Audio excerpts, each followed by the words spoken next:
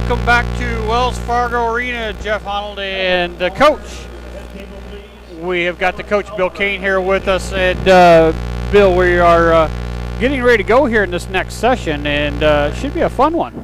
Yeah, you know, especially the way things went this morning with Carroll High, as well as they did. You know, our kids from the area can, go get something off of that. Start off well. Yeah, as you were talking, what a great session it was for Carroll High, getting all four guys through. One to the quarterfinals and three of them on the wrestlebacks. And we'll give you a quick team standings for 2A. It's Notre Dame, Burlington, and West Delaware tied at 25. At third place is Vinton Shellsburg at 19, Sergeant Bluff Luton at 4. Winterset comes in at 16 with 15 points. Glenwood is 10th with 12 points. Greene County is 14 with 10 points. Atlantic and Carroll are tied for 15 with 9 points. Ballard at 23, at 23rd with 7 points. ADM 32nd with 5 points. Gilbert 38 with 4 points. Harlan 49th with 3 points. Coming at 59 is Red Oak with 2 points, and Perry with nothing. So area teams doing pretty good. So we got some good representation there, and we had some nice stuff go on there in that 3A session too. Some local teams doing pretty well. Yeah, Ballard at 182. Gabriel Christensen won his match 15 to 4. Henry Christensen at 195 won by a fall in 215, and then their 220-pounder Waco lost 2 matches, so he's out for the tournament. Bonnerat Farrar at 106 lost his first match 13 to 4. Reed Foster, and then came back and won by a fall in 4 minutes. Connor Pfizer won his first round match in a pin in 111. Cody Hay at 120 won his match 11 to 5 to move to the quarters. Maximus Riggins at 126 won his match by a fall in 5:44. Chase Pfizer won his match 3-1 in overtime to move on at 138. And then Porter Smith at 170 lost his first match by a fall in 2:57, but came back and won 7-2. So 5 of their 6 wrestlers are still alive, or no, all 6 of their wrestlers are still alive. Boone got 2 of their 3 through. Ty Sulverson at 132 won 4-3. Dylan Pestanik at 170 lost both of his matches, a fall at 5:22, and lost his second one. Hector Garcia at 285. We have him winning 7 to 5, and then a loss here. So I'm not sure just where he's at. No, we didn't catch that one. What weight was that? Sorry. 285 heavyweight. All right, I'll catch one for you here. 285 heavyweight. And Carlisle, Aiden Serrano, 106, won his first match by a fall at 350. Ryan Ryder lost his first match 3-0, but came back and won by a fall at 356. Zach Streeter at 145 lost both of his matches, so he is done. And then 195, Joshua Hempstead lost 14-9 in the first round, but came back and won by a fall in 32 seconds. So he's still alive on that side. Let's see. We had some others here. Denison Schleswig, Jackson Hillebrand lost his first match 12-3, but was able to come back and win his second round. So he's still alive in the wrestlebacks. Lewis Central, the 106-pounder Carter Schorsch, lost both of his matches, so he's done. But Braylon Camrad at 170 won his first match 5-2, and Dylan Woods lost both of his, so he is done. And who are we looking for at 285? I'm sorry. 285 was Hector Garcia. He won first round match 7-5, so he won that one. Oh, it must have been his. I don't know where at 14-4 at, but no, he won. He won his first round match. So he's still alive. 2 of Boone's are in the quarterfinals. So that pretty much took care, I think, of all the 3As. So some of the area kids and some of the kids from our conferences did fine. I mean, we won the majority of them. Yeah, I think our area looked pretty good. So great time down here. We've had a fun time with our first session. 4 wrestlers. We had kind of got warmed up. Now we got 9 and couple in one group and 3 in another. So we're going to be busy in this round. It is. We got 5 out of 6 weights in a row. Yeah. And then we got 3 of them up at 220. So we got a little bit of time here. We're going to step away. We're going to go on air here and take a break. We're going to take a couple commercial breaks here, and then we're going to do an interview with a couple guys here. So we'll come back with that. Our first match is at 120, so we'll keep everybody updated here. But this session will get going here in a little bit. So you're listening to Carroll Broadcasting's live version of the Iowa State Wrestling Tournament for the entire session from the Gatorade broadcast booth. Jeff Honnold and Mr. Bill Kane with you. We'll be back after this. American Home Shield is a nationwide warranty company that protects your home's major systems and appliances. They understand the importance of home ownership and realize unexpected repairs can be costly, protecting your investment and your livelihood. American Home Shield is a trusted leader in the home warranty industry. They're thankful for their associates and their customers who make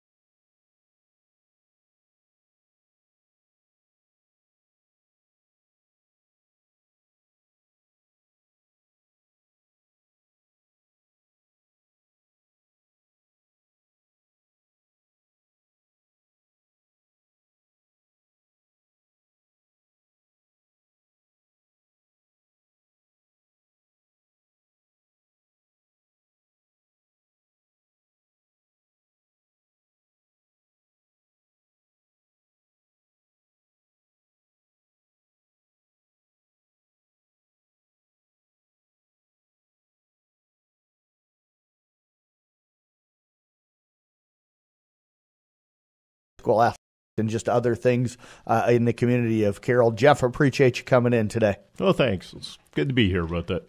Jeff, I say long time, not calling you old by any means. Let's call it like it is. Yeah, I am. But you've been in Carroll since the mid-'80s, correct? Late 80s. Late Yep, 80s? Late Okay. 80s. Moved here in 1988. I was That thinking is correct. 86, but Yep, 88. 1988. Okay. So, and you went to work originally for the Carroll Today. That is correct. Yep. And then for the Daily Times Herald. Yep. Worked at the, I came from Postville, Iowa, which was a small town in northeast Iowa. And Postville has and still does have a pretty good reputation for wrestling. And, that Yes. kind of fit into, some of my interests in that as far as covering sports and that with it. But when I moved to Carroll, this was even, to give you an idea how long ago this was, Carroll High was still wrestling and playing basketball, what is now Adams Middle School with Right. it. So the new high school and new facility was being built, but that first year or two that I was down here, I had the luxury of shooting in that gymnasium, and anybody that spent some time in that gym knows exactly what type of facility it is that we're talking about. And today, the lighting in there is so much better than what it was back then. So that was interesting, to say the least. You were probably very happy then that the new facility was built. Oh, yes. Yeah, very much so.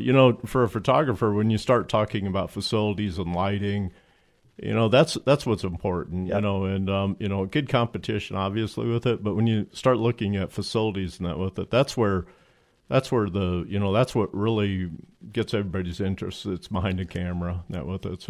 So back to Adams there for a minute. At that time, when we would do wrestling team photos for Carroll High, that was downstairs in that little basement gymnasium that they had, and I think Brian Hogue might have been coaching at that time with it. Yep.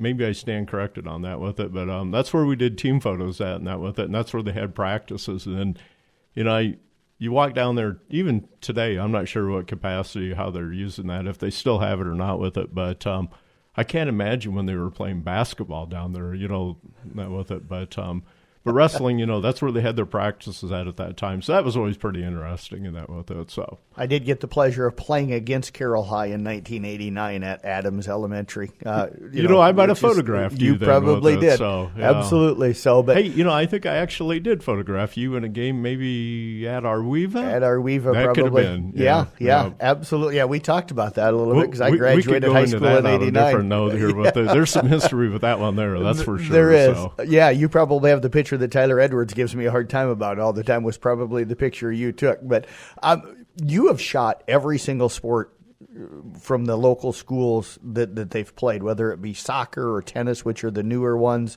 to wrestling, to basketball, to football, to volleyball, baseball, softball. It doesn't matter. You've had the opportunity to shoot every school and every sport that we've got in the area.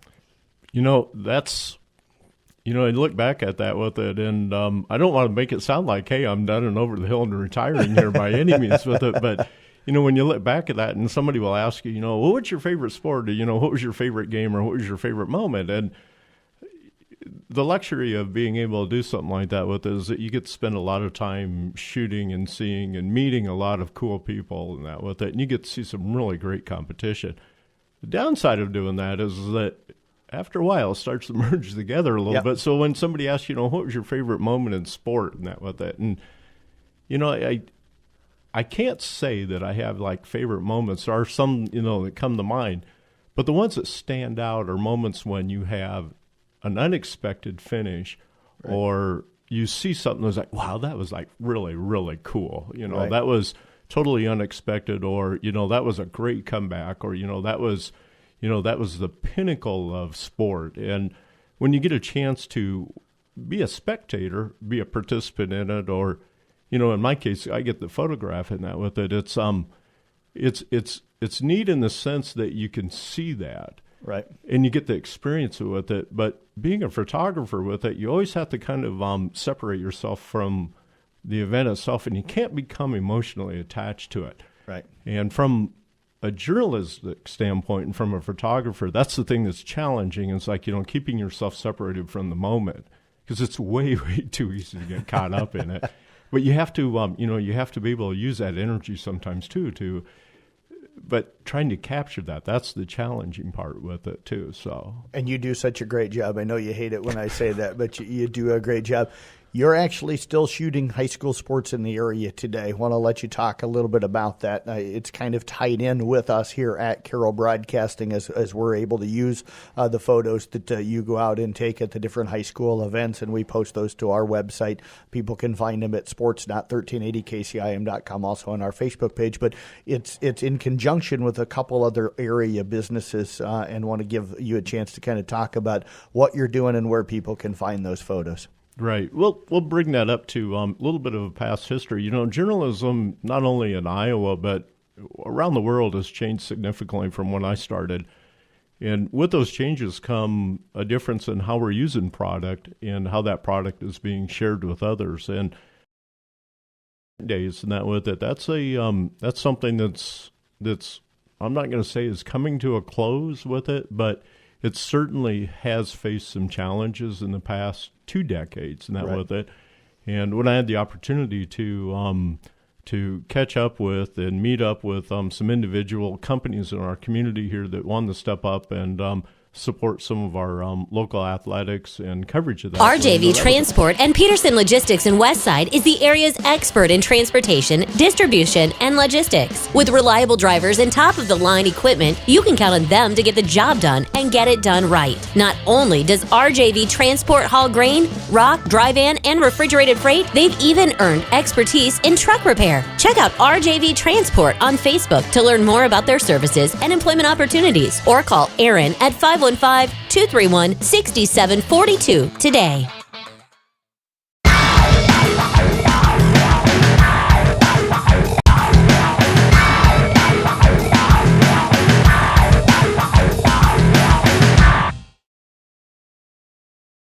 Jeff Blankman back here again today with Jeff Storyhunt. Again, we talked to him about what he's doing with Carroll Broadcasting and with Jeannie Kirchhoff, and also with a Vision Clinic with the Judish family up in the Lake City area and stuff, and how we're sharing those photos out for everybody to be able to get those for free. You can find them on the Carroll Broadcasting website, on Jeannie Kirchhoff's Facebook page, and also on the Judish Vision Facebook pages as well. So we appreciate that. Jeff's going to be down here at the state wrestling tournament Friday and Saturday and maybe Thursday evening as well, so you'll find some photos. Jeff, you're a wrestler. You wrestled in high school.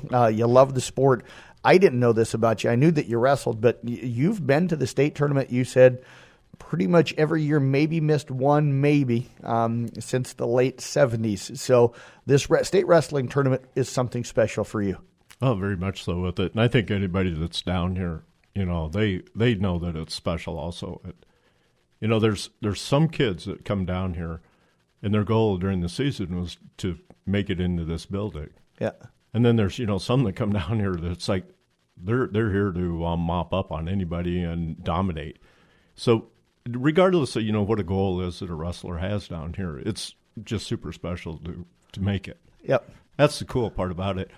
I was looking back at some of the history that I've had here, and I think one of the first tournaments that have probably made it to or came down to state wrestling was, now this was when we were across the street over here in Vets Auditorium, and that with it, you know, the barn. And, you know, today the building is still there, but when you walk inside it, it's obviously a completely different structure and that with it. It's still pretty cool to walk in there and just see those rafters and that with it, yes. And how that, you know, imagine how that whole layout and that tournament was and that with it. But, you know, Jeff Kerber won his fourth and final state championship, became Iowa's four-time state champion. You know, I think that was in '79, and I can remember being down there.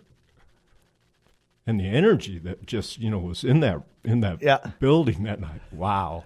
You know, that was pretty cool with it. So, you know, the other part of, you know, state wrestling that is pretty neat with it, and anybody that, you know, makes it into the top 8 placing, you know, makes it into that grand march on Saturday night. That's pretty cool too. That's a goal. So yeah, I love being down there for that on Saturday evenings. It's always a joy for us as radio announcers that when we get wrestlers into the finals to be able to be down there.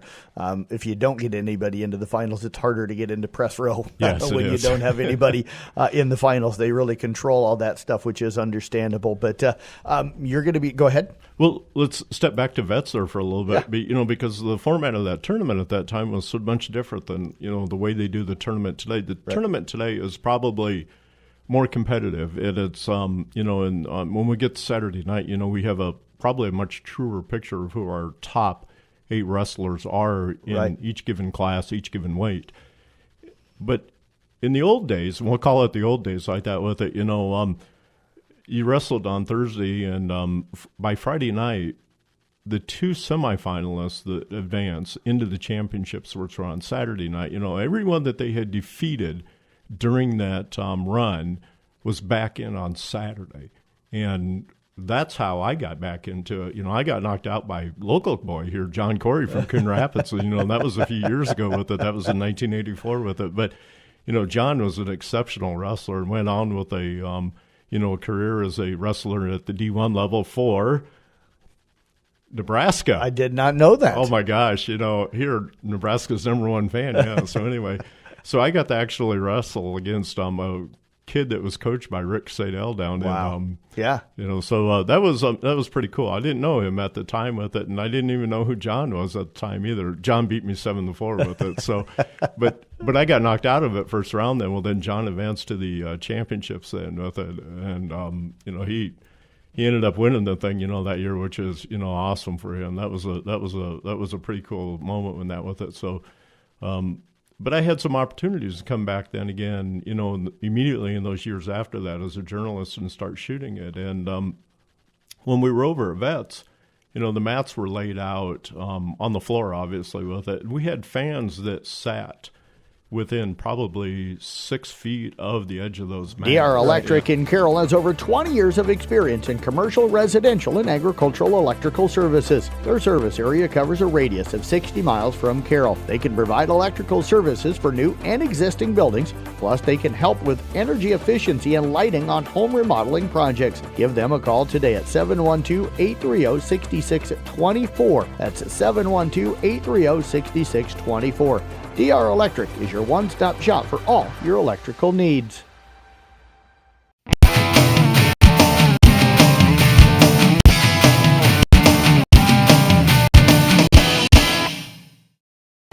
Welcome back to Wells Fargo Arena. Jeff Honnold and Mr. Bill Klein with us, the coach.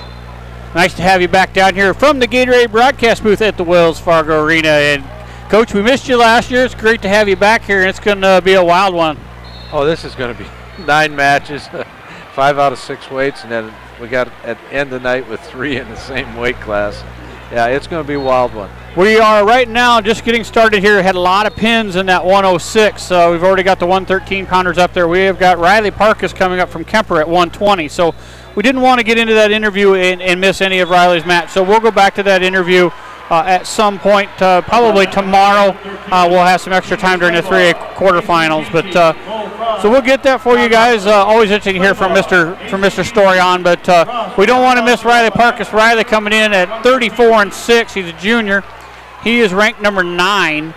He's wrestling the number 5 wrestler, Dawson Schmidt of Wapsie Valley, at 45-5.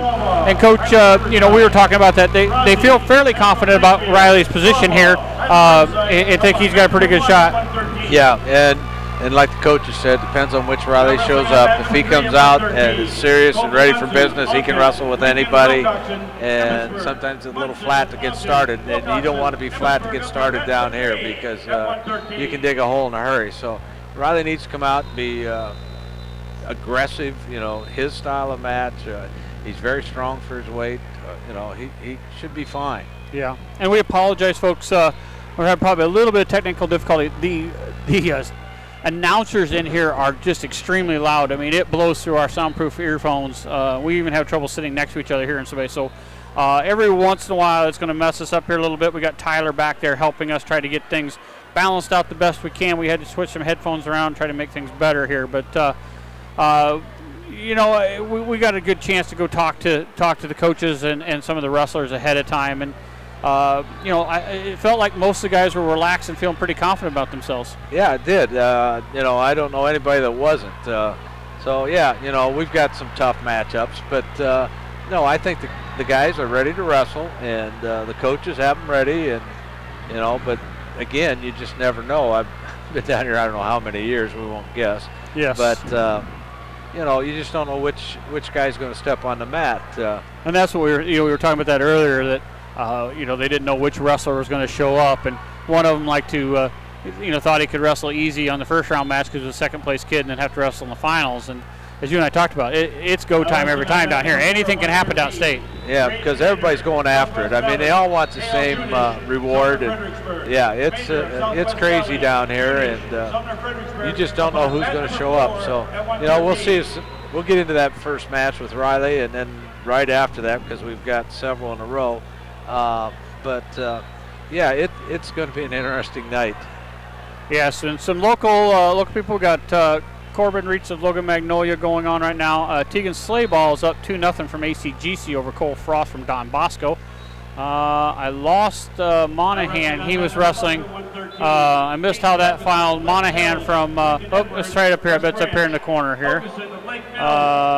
Nope, don't have it here. So Reitz from Logan Magnolia won 12-5 over Landon Price. So missed the Monahan one. Now we got Colton Munson from Ogden up 4-1 at 113 as well. So got some local kids here, and we'll update the locals as we go. We won't usually call them play-by-play, but we'll track them. We'll get the results for you, and we'll get Colin Monahan from Panora for you as well. But 8 mats, all of them blue. That's kind of a change. They started different. last year. They got all, if you're used to being at the state tournament and seeing the multicolor mats, they're all blue and white.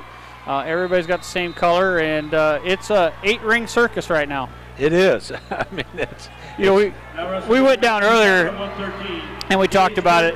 It is so much nicer walking down there, though. You can get by and get to your mat. You think about the old Wells Fargo Arena, which I loved. I think the atmosphere was maybe a little better, the old Vets, but boy, you were down tight, and the fans were down tight. They got the low bleachers pushed in here and give you plenty of room to walk around. So yeah, it's totally different than Vets. It's. I told you the story about Ryan, one of the first guys I had down there, a heavyweight, and I told him, I said, just hang on to my belt and I'll lead you through the crowd. And I got about halfway the mat, and all of a sudden, nope, he wasn't hanging on to my belt. I turned around, and Ryan was on the floor, people walking over him, and he gets up and he says, Coach, I'll never let go of your belt again. And we got the first match up at 120 here, so we'll get going with Riley. He should be the 4th match in, so a lot of kids laying on their backs, a lot of first and second period. We got third period up there, so we're about ready to go here, Coach. Yeah, it could be within the next 5 minutes. We should have Riley There looks like going. going to be a pin, I would guess, on mat 3. That's really tight. That's pretty tight down there. There it is. That's Ogden. Ogden just got the pin. That was Munson from Ogden. So there's a win for Ogden's Munson. ACGC Slayball up 2-0 here in period 2, so he's doing pretty well on mat number 8. Yep. Right down here in the bottom from us. We should be in the hole. Second match up. And again, the way these pins are going, it could be any time. Yeah, it's going quickly tonight. There we didn't see many in the first round, but boy, we saw it quickly in 3A, and now you're seeing a lot in 2A. Or 1A, yeah. 1A, I'm sorry, you're right. And there's a final there on 6. So we're the next open mat, wherever it's going to end up. We've got 2 or 3 guys on their back. So Mat 2 is in the third period, so that looks like they're going to come pretty quickly. Yep, that just ended. So I'm guessing we're going to be on mat 3. Oh, no, they started it. There we go. We're on mat 2. So right down here to our right is going to be Parkus. And Jim Brook from Harlan, the official, just got done at mat 2. I'd kind of like to have seen him referee that, because he is a heck of a referee. He does a great job, and all these guys are doing. I've heard some of the old time guys grumble a little bit, but they're really not letting them stall. They're staying on them, and really been pretty good wrestling. It has. It really has been good wrestling, and I think that comes down to the coaches. They're pushing their kids. And kids are coming out there and wrestling hard. We're shaking hands already, and Here we go. Riley's in the red with gold Kemper on the back. Head tie, snapped him down a little bit. With Schmidt trying to come under it a little bit. Try to drag a little. Now Just they come underway back here, together Mike, a little bit. Not a lot of action right now. A lot of No. feeling out. Both dropped down to their knees for a while. Now they're back up on their feet. Schmidt's trying to get a Russian tie on Riley. He's trying to get that arm free a little bit. And then Schmidt went into the leg, trying to come around. Riley's trying to follow him, and they're out of bounds. They give.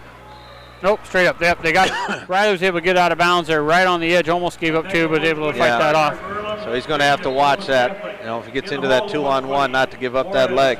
Minute 20 to go. Of Lisbon. Stand ready at 126. Lopez of London. Cole of Van Here Riley makes a little shot. Didn't get real deep. Like to see Riley open up here a little bit and maybe show a little more. There's a deep shot. But Schmidt, he's into Riley's right leg. Drops him down. Got the takedown. So he gave up 2-0 with 56 seconds to go here. Riley trying to get back up to his base. Schmidt's doing a good job riding on the right side. Wrestlers are usually comfortable with the guy riding on the left, so it's a little different. Riley tries to kick him off. Come up again. Back up to his base. Schmidt breaks him right back down. Goes after that right arm. Trying to get a chicken wing in over there. He's got the chicken wing. Trying to run the head a little bit. Got Riley's wrist on the left side. Trying to walk the head. Riley puts that right shoulder down to the mat. Gets that out of there. Just not able to get anything going here, Riley. No, and Schmidt's trying to get a tilt going there. But 10 seconds to go here. Still just 2-0. He's got a good chicken wing in over there. Now he walks the head. Getting a couple back points. Gets two. So it's going to be 4-0. Yeah, Riley needs to turn it up a gear right now. Yeah. Seems like he's a little tentative right now. Riley gets choice and defers. And Schmidt's going to go down.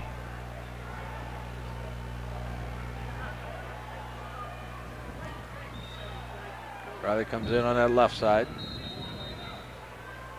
Riley gets a caution. Seems like he's just a little bit nervous, Coach. He does. Doesn't look comfortable. Yeah, it's just like, okay, I got to get something to go right here, and then I'll be fine. That time he went around. Schmidt comes right to his feet. Riley pulls him back down to the mat. Schmidt goes to the mat, comes around on a switch, gets behind him for two. Now wrestling on mat number 3 at 120. Working on Riley's right side again. He had a lot of success with that in the first period. 6-0 right now. Parkus is down.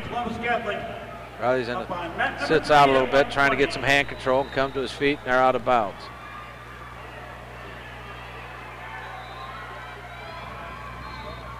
Yeah, Riley needs to hit something hard right here, get something to go right, then get it in his head and keep going. Tries to come up to his feet, gets broke right back down. Use that strength that we know he has. That was a nice attempt.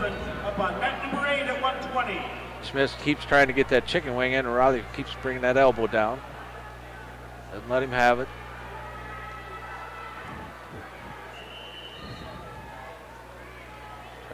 Looks like he's got a 2-on-1 there. Tried to do a little bit of a tilt. Riley trying to dig that hand free. Gets both hands out in front again. Now he's got to work up. Smith's got him back, driving forward. He's got Riley's head on the mat. It's hard to do much there. Riley's down 6-0 with 57 seconds to go here in the second. Got that. Now wrestling on mat number 7 at 126. Still trying to get that right arm back. He's really been working Riley's arms over. Riley hasn't really been able to do anything. No, and he's putting a lot of pressure down and forward. Keeps Riley's top end right on the mat. Got his hips back up. 30 seconds to go here. Still down 6-0. There he comes with a tilt. Riley rolls through it. Still got that arm through the crotch. There he's getting there back. They start to count again. So Riley's going to give up some more back points 14 here. seconds, 10 seconds to go here in the second period. Up on mat number 4 at 126. Kendrick Tuck, Nashua Plainfield. Riley trying to get to his base. Almost gets there. Gave up 3 at the end of the period. 9-0 here at the end of the second period. Riley Parkus down. And he's going to choose neutral. Yeah, I think he's going to have to hit something here as his only chance. Yeah, he's got to get after it and get after it hard. It comes into him. And Schmidt drags him right on by and takes him down again. He's got Riley's arms both pinned up over his chest. Getting some back points again. Minute 46, Riley's on his back in a tight position. 11-0 so far. There's a headlock. There's a pin. So the 4:22. 4:22. Riley goes down. We're going to watch over here now the Underwood and Moravia match. Blake Allen is up 12-5 on Golson from Moravia, so that's probably where Riley's going to end up wrestling. Quincy Happel of Lisbon. Nutt of MVAO-COU and Happel. So that's down here on mat 6. On mat number 7 at 126. Looks like there might be a pin now too. He's got him in there tight. So it's 12-5. 12-6. 14, 16 with the back point. So yeah, he 16, 6. up 10. He's getting more back points here, so he may get a tech fall on him. Got a minute 26 left. Gets 3 more to make it 19-6. Up on mat number 2. Another Turk got him tilted back. There Get more back points. Egley, Manson, Northwest Webster. Rose of Riverside, Oakland. Egley. That's there the it match. is, tech fall. You're up on mat So, number 2 at 126. Riley Parkus will come up back against Alden Golston from Moravia. Be 41-7 sophomore. Up on mat number 4. In watching the match, I think that's a better matchup for Riley. I think they're going to match up pretty good. So. Yeah. So Riley will be wrestling back here later on this evening and take on Goldschmidt. So we got 132 coming up, so we're going to stay right here. We're already got 126s on there, so we're going to be coming up pretty quick. We got Charlie Vate from East Sac County, 33-6.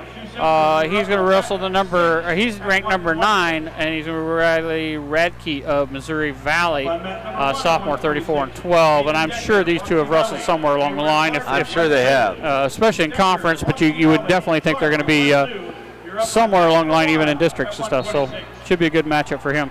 Actually, I got a message from Coach. They'd wrestled in the district final. This will be they know what Radke wants to do. They're going to try to stay out of that.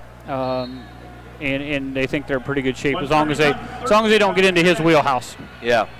And down here it just takes half a second. One little slip up.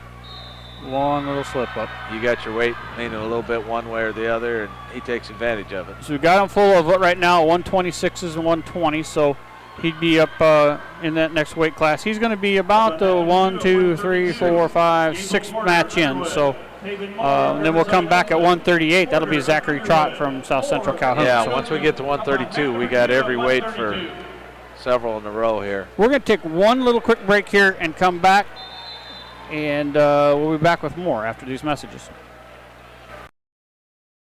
At Drago SCI, they understand raising a corn crop can be a constant battle. They want to help you fight back.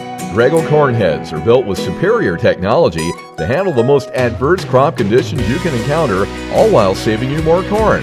Call 712-999-CORN. That's 712-999-CORN. And ask how their features can help you harvest more with a Drago. Drago SCI, proud sponsor of all area wrestlers.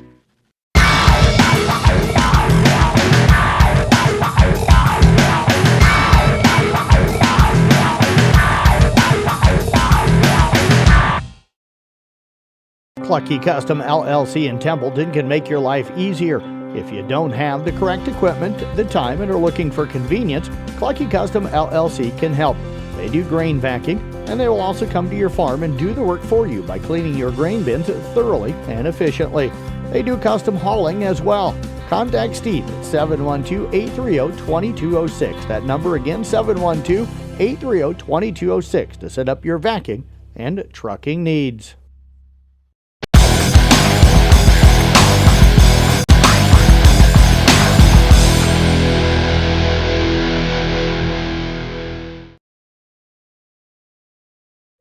Welcome back to Wells Fargo Arena. Jeff Honnold and the coach, Bill Kane. And we're getting ready to go here.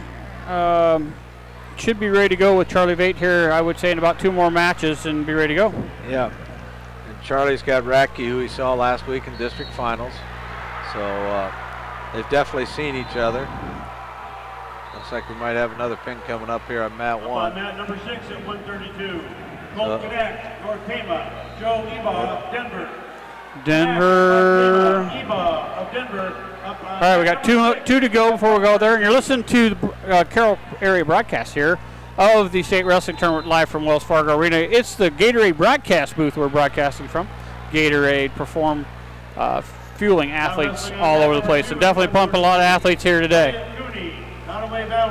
So we've had a lot of excitement so far tonight. Riley Parkus fell on our first match, but we got it going. We got 132. We're pretty solid all the way through here now, 138, 145. So we're going to be live. We'll get as many commercial in as we can. We got wrestlebacks coming right after that.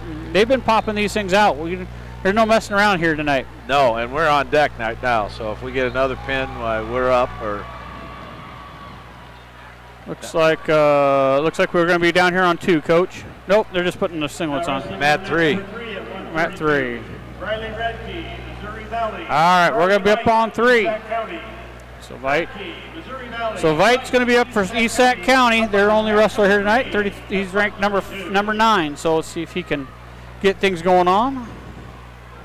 Don't see either wrestler yet. Looks like they're jogging up now. Oh, there they come from the other end.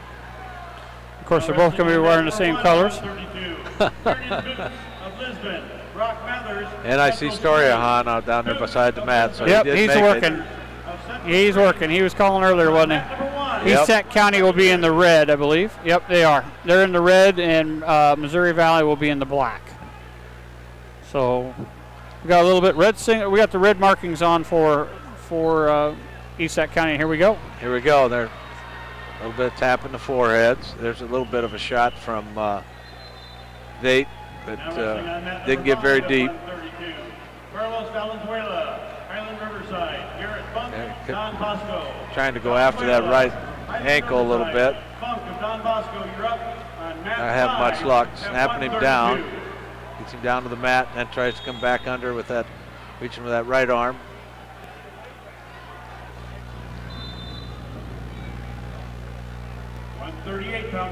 Racky's doing a pretty good job of blocking his arms. Now he got into a nice fireman's carry. And he's going to finish that off and get a 2. So it's Vate going up 2-0 on Racky. Keep an eye on the other match, and that'll be Nottoway Valley and Kingsley Pearson would be on the other side of that one. Yep, and Vate's got that left arm pulled all the way across. He's got it pretty tight. Now they get some free. 57 seconds to go, up 2-0. Vate's trying to work and get that near arm, trying to get a head lever a little bit, but got a good tight waist in. Still working on that left arm. Every time Racky comes up, now we got a stalling call on Racky down on the bottom because he really wasn't doing much. Vate's trying to work on him, trying to reach across for that far arm, going after a lot of things, and Racky's still just kind of sitting. Now he did try to take that near elbow and try to suck him under, but didn't get it. Vate's still up there trying to get some wrist 15 control. Seconds to go, 2-0. It wouldn't surprise me if Vate got another stalling call here pretty quick. He really, or not Vate, Racky, because he really isn't doing anything under there. No, he really is doing a lot more blocking than he is anything else. Just kind of laying out. Vate comes in on that left side. Oh, somebody's going to get one. Should be the bottom guy, I believe. I think he's going to say him, so they must have heard a whistle. Yep, the official took it.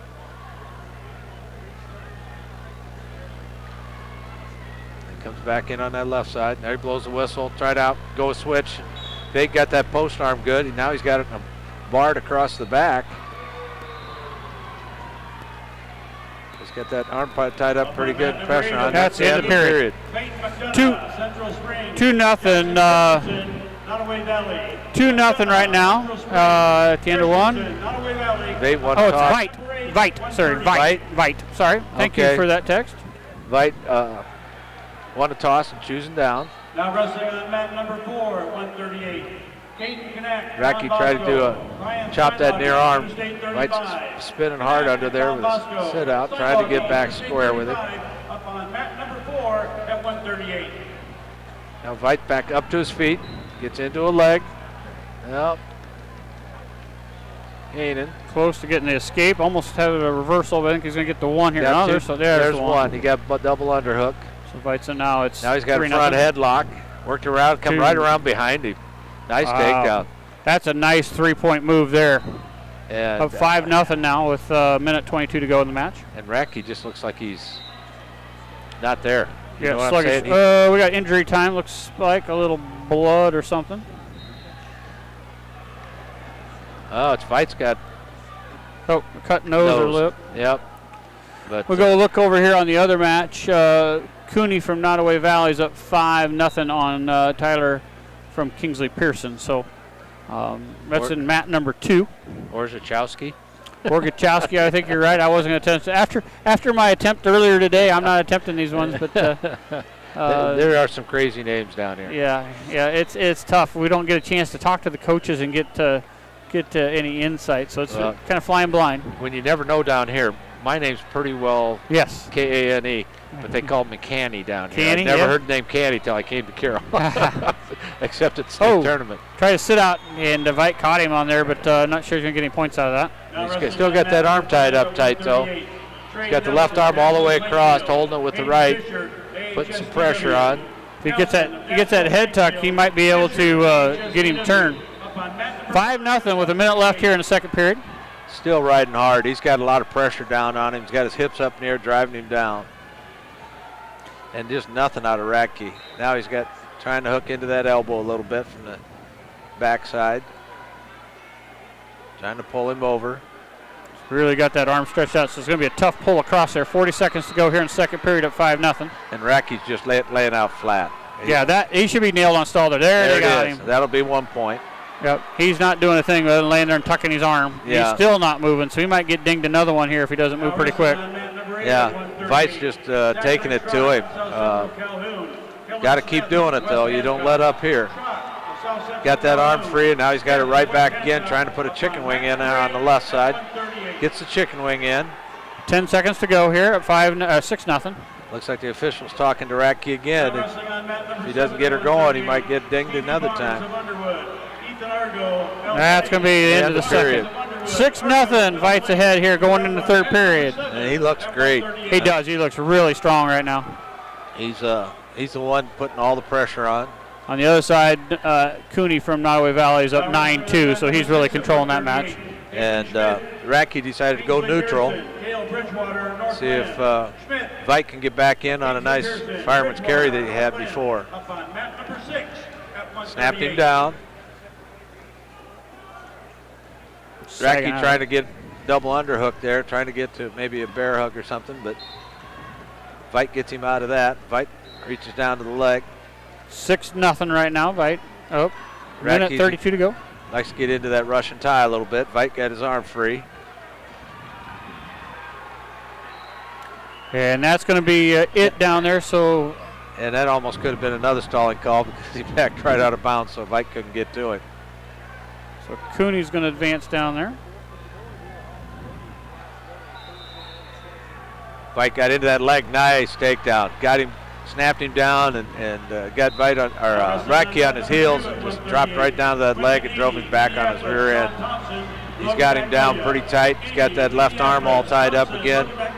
Coming through the crotch, tying that arm up. 8-0 with 1 minute to go. Boy, he just isn't doing anything. They're letting him get a little extra crossface in there just to try to get him moving a little bit, but yeah, he's definitely just parking himself. Yeah, Veit is just doing all the work. Trying to do a little bit of a head lever, gets him back down flat. Frustrating. Racky's just there. He's just on his elbows. Yeah, he's doing nothing. Yeah, he's got nothing for him and really needs to be hit with another stalling call. He's really making Veit work hard and can't get him to do anything. There he tried to grab that near arm again and suck him underneath, but didn't get it. 28 seconds to go. 8-0. Vite looks to move on here if he can keep. I think they're gonna nail him in another stall. I think they keep talking to him, but he isn't doing anything. He got the arm a little high, got the chicken wing, then got the arm up over the shoulder a little bit. I think if it had been closer, he'd done it. 16 seconds ago. Coach is being be smart here. Don't get yourself caught. Just ride him out. They're not gonna nail you for stalling. The other guy isn't moving. Yep. So just stay behind him. Don't give him any chance to throw you. Iraqi's trying to drive that near elbow again, 10 trying seconds to suck to him go. under that inside roll, and they just can't get to it. Vite does a nice job sagging back on that, and we're down. Yep. It's over. 8-0, and really wasn't that close. No. Vite's going to advance. So he's going to take on Elliot Cooney, 42-3 now. He won 9-2. So should be a good matchup. Watch him wrestle down there. They look like they're going to be pretty evenly matched. That should be a fun one to watch. But he's Riley looked great. Riley move on. Charlie. Sorry, I got the wrong guy.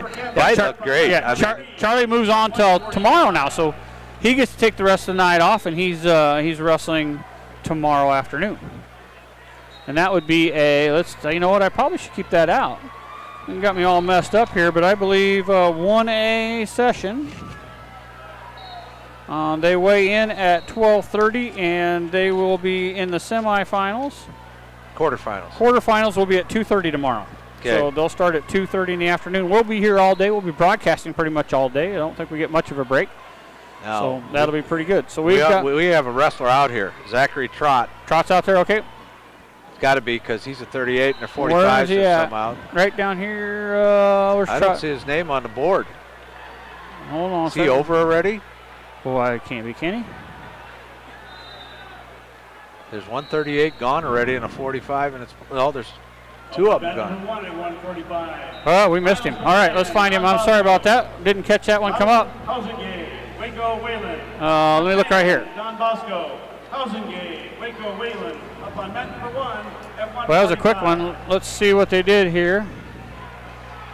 And we got Jake Earlbeck at 45 coming up, and we've already got 145 out there. That's Jake is already out there on mat 3. Okay, you got that one on mat 3. I'm going to go look up the last one. Sorry, folks. And Jake's wrestling number 1 wrestler, Hagen Heistad from Underwood. And got taken down, got an escape, and got taken down again. So it's 4-1 here. A little under a minute left in the first period. And Heistad, Jake just rolled through. Heistad couldn't catch anything. Now he's got a chicken wing in on the left side.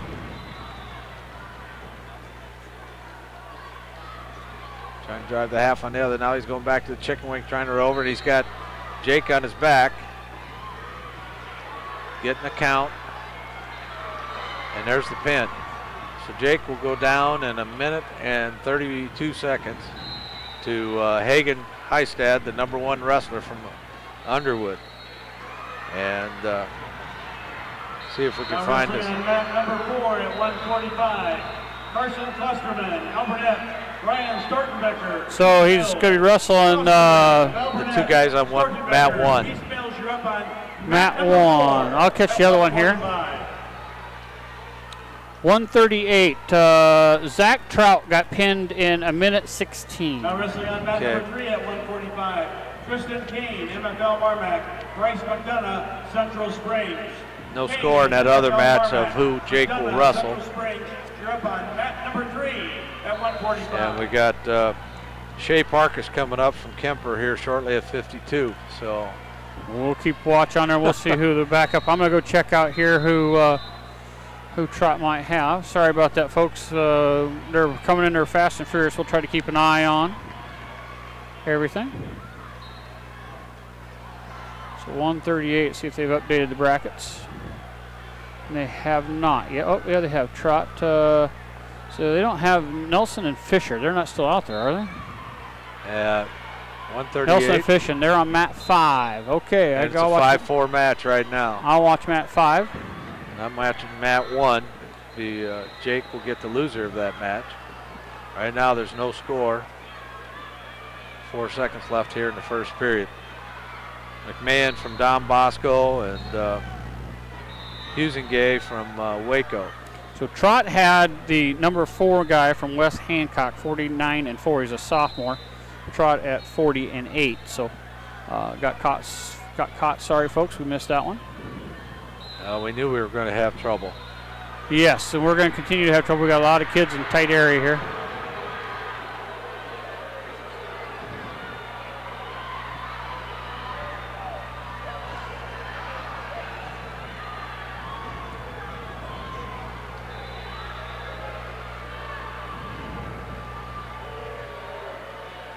Still no.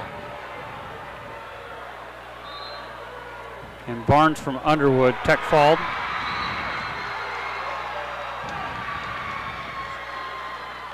So Matt 5. Up on band number 5 at 145. Carter Cruffle of Hudson. Matt 5 will be Nielsen from National Plainfield won that one. So we'll get Fisher. Fisher won that one. Sorry, you're right. So Fisher moves on.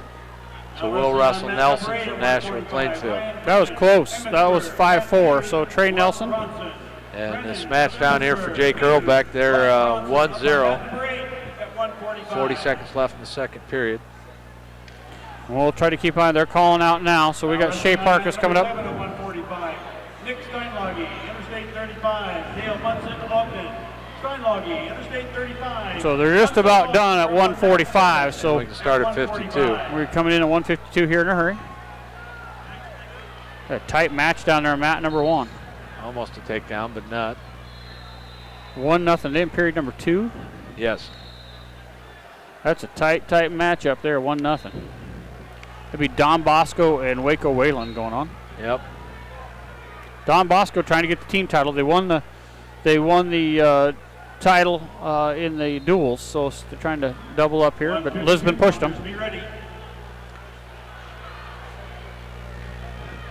There's a lifted takedown by Don Bosco, but didn't get the takedown. Yep, we got 2 there. He's up 3-0. He's at 28-13. The Waco wrestler was seated above him.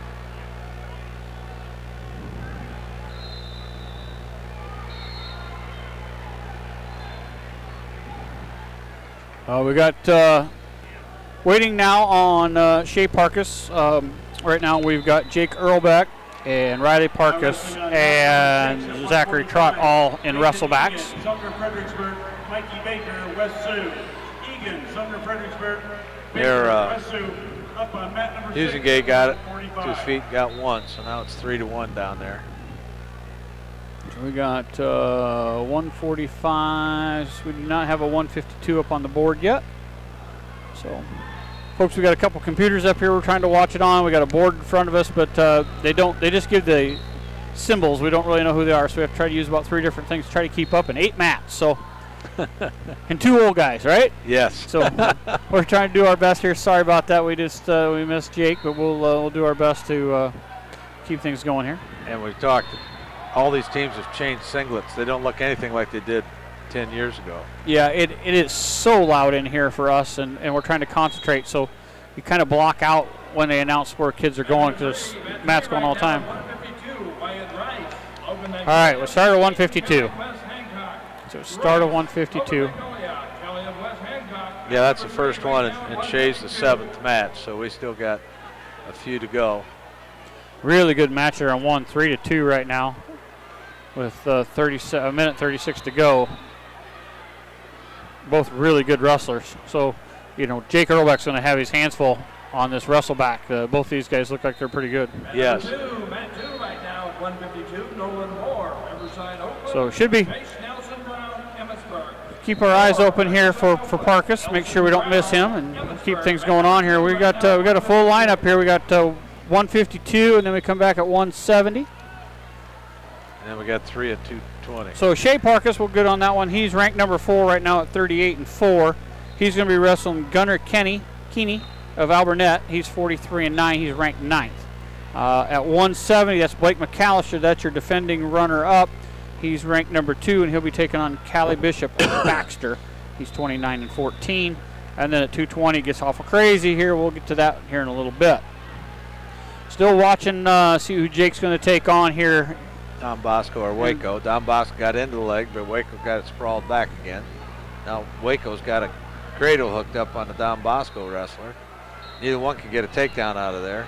Oh, he's now going to get turned. Over. There's the takedown, so that puts him up 4-3. And there's the points. Nope, now back points. 4-3, 25 seconds to go here. Don Bosco's in the down position.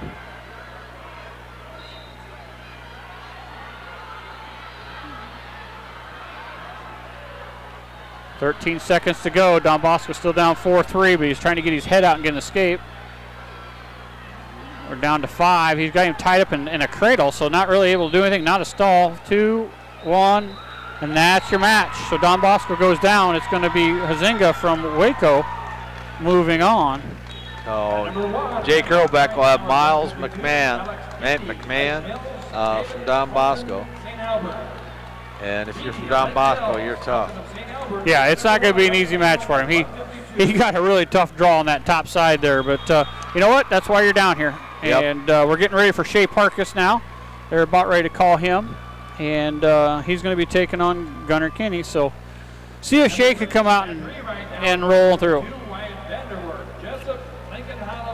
So we're about halfway through that bracket. We're 3 matches away from being on 152. We got a bunch of them in the third period here, so he'll be popping in here pretty quick. Yeah. So we'll stay with this. Thanks. Thank you for listening to our coverage. We're coming live to you from the Gatorade broadcast booth. Thank you to Pepsi Beverages of Carroll to supporting us with the Gatorade broadcast booth. It's our pleasure to be down here at State Tournament all 3 days. We'll have live coverage of all sessions. Tomorrow we'll be doing the 1A or the 2A in the morning right away. So we'll have the Carroll kids, and then we'll be back here. We'll be doing the 1As and as well. Hopefully Shea comes out being Shea and just really puts pressure Looks like on. We had a pin on 4, so that'll speed things up here a little bit. And Shea's got the bottom side of the bracket on the other end of it for him, so we'll keep an eye on that as well.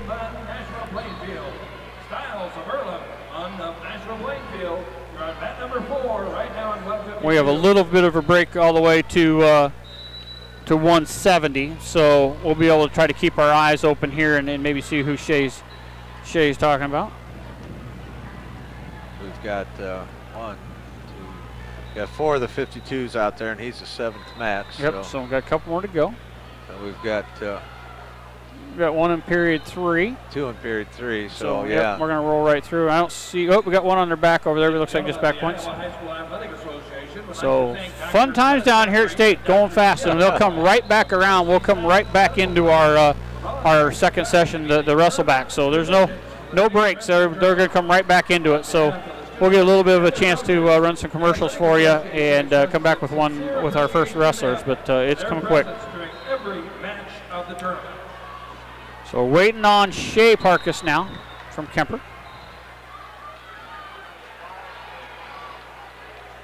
That matches again.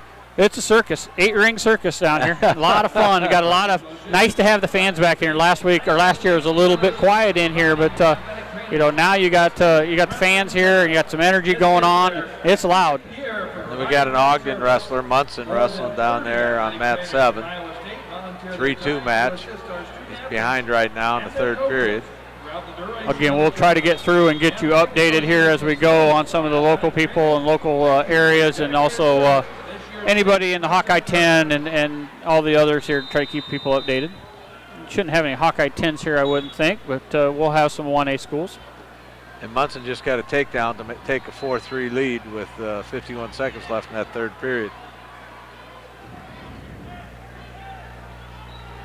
Still waiting on Riley Parkus to come in here. He should be up here pretty quick.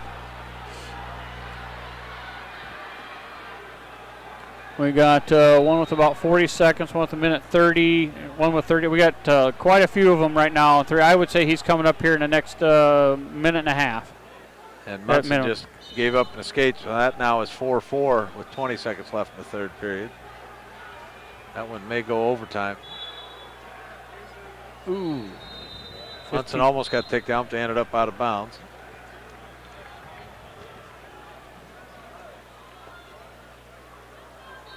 Wrestling I-35, Truro.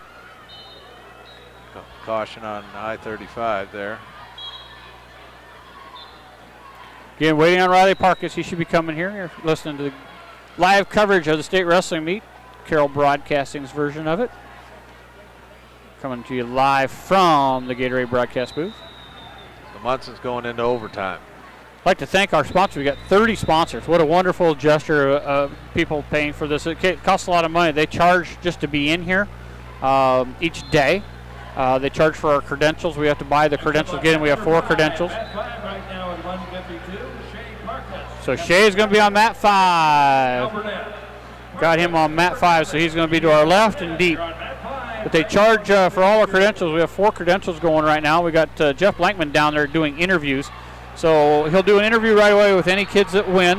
Get that interview taken care of. And then the kids that did not win, he will get them after their second match of the night tonight. So that'll all get posted. And Munson just got a takedown in overtime to win his match. So Munson from Ogden is going to move on.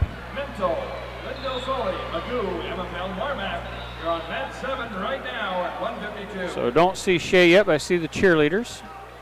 He should be there on mat 5. Here comes Joe. Nope, I haven't seen him yet. There he comes. Got his white singlet on. Yep, they said they were going to be in their whites. He's got a little different singlet there in reds, but he's in white tonight. White with yellow on the back. He's going to be in the red band tonight, so we'll keep an eye on him. And here we go. Al Burnett's in a purple singlet, so we should be able to keep them separated. Not like this morning when everybody was in black. Yeah, it was tough this morning. There's Shea into the legs. Dropped down, got into that right leg pretty good. Hooks the head. Drags him back inbounds. Now he takes another shot at him. Now he's got both legs lifted up and over. Drops him down on his butt. Got to come up a little bit. He's got both legs. Just needs to come a little higher with his hand control. Trying to step over the leg. Now he flips the other direction. Trying to catch him on his back. Gets the 2 takedown. So Shea takes a 2-0 lead. And looking good. He's really dominating this match so far. And he's going hard. I mean, that's what you need out of Shea. And he just sucked him back to his back and caught him getting some back points. And, yeah, this is the Shea we want to see. Got a minute 8 to go. Got him in a tough position. Now switched off to a half. Got it pretty tight. Trying to walk it up and over. That's really tight. And he's got 58 seconds to go. That's going to be tough to fight that off for that long. Yeah, he's got him tight. Got the head up off the mat. Lifting that elbow up nicely. The only thing the kid's got is his hips to him. He spun it out of there, but Shea's still going back in there for that inside cradle. Did get 3 more, so now it's 5-0. Shea's trying to hook up that cradle. He's just hammering him right now. Lets him up to his feet. It has been pure domination so far by Shea. And he's got to keep it up. 30 seconds to go. Be nice to get a takedown here just to add to it. Keeney tried to get an underhook, and he got Shea right in the eye. Shea got one right in the eye. Those hurt. The backside of our match is right next to us in mat 7, so keep an eye on that as we go. Got the. That's over with. Where'd that go? That must have been a final already. Number 6, mat 6 right now at 160. So we'll try to catch that one. We'll have to catch that. That was our other one, so it must have been a fall over there on mat 7. So we'll try to catch who Shea will have to wrestle. Missed that one. Sorry, folks. They got the Iowa State trainer out there working on Shea.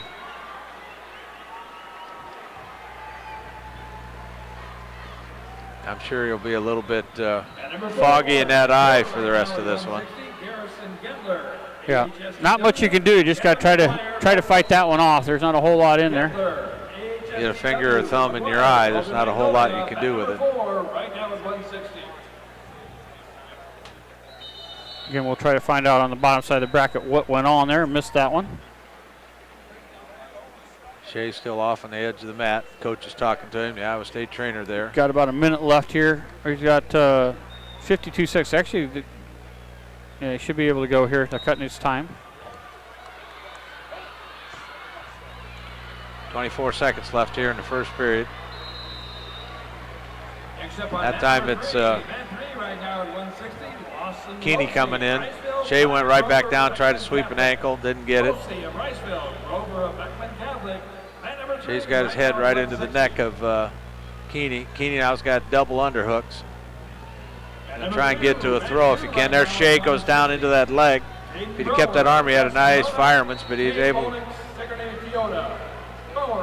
Oh, they called it time. He came out the backside, had the 2, but the assistant official said no, the time was out. Magoo, I believe is how you say it, Magoo from MFL Marmac was a fall in 26 seconds. So he moves on that side. Riley's up now 5-1. Got started the second period.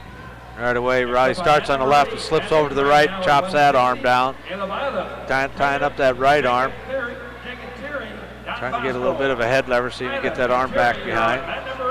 Still chopping on that right arm pretty good. Really has been controlled this match the whole way other than the one escape. He's really got to watch. The kid loves to go to underhooks and get to a throw, and Riley's just got to stay out of that crap. Really working really working that chicken wing and the arm bars here, and really controlling him, not able to get up. Now he's got the arm bar clear cross. Then he gets it away. 5-1. Riley leads here with 1:20 to go in the second. Riley putting a nice half in, keeping the pressure on, keeping Keeney's head going towards the mat. He won't let him get it up, come up to his feet. Now there he does get up to his feet. Shea picks him up, drops him right back down. There's your Olympic weightlifting right there. Picks him up, sticks him in, and sticks a half in on the way down. Wow, really good. He's got the arm barred on the left side. He's got a clear cross in his pocket, which is where you want to put it. Now he's trying to work to get to that other arm. 45 seconds to go, 5-1 lead right now for Parkus. Trying to get a half in on the other side, but he's keeping that arm bar to clear across. Doesn't want to let that go. And we got the first 170 up 10 hold. The defending state champ just got called up, so he's the number 1 ranked wrestler. Right, he's got a chicken wing on the left side. Oh, come on through. And they come up and go to the, got one neutral. And Riley missed. He was trying for a, trying to get that chicken wing, kind of slipped off and smart enough to give it up rather than get himself caught. But right at the edge of the mat, almost gave up 2, but he still leads 5-2 now.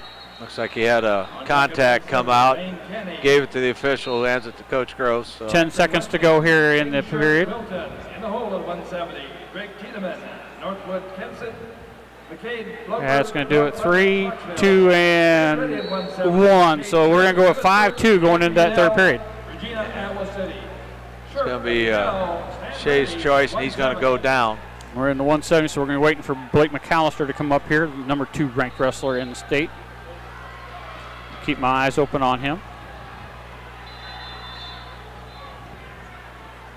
Shea's right to his feet, gets one right away. There comes Keeney on a low shot, doesn't get deep enough. Shea's got it sprawled out pretty good, got into a front headlock. Shea is the stronger wrestler of the two. He's got more power involved and really controlling this match. 6-2 right now, Shea Parkus. Got that front headlock, trying to come around behind. Now they're going to step out of bounds. Got to be careful here. This is a thrower, so you see how he was trying to load him up. He's doing a good job of sagging back. 6-2, he's leading. 1:31 to go. Yeah, Shea wants to keep going down into those legs. There comes Keeney. Low shot, but doesn't get deep enough. Parkus did a great job that time of sprawling out and getting those legs back. Yep, and he's in the 2-on-1 now. Shea's trying to load him up for a throw, but Shea's keeping his backside back. Now he's got a start call, but now he goes in for a shot. As he's getting called for stalling, he dives in and gets a single leg. He started with a fireman's and he ends up coming out. So he's been warned for stalling, but got called just as he's going in for a dive. But 6-2 with a minute left to go.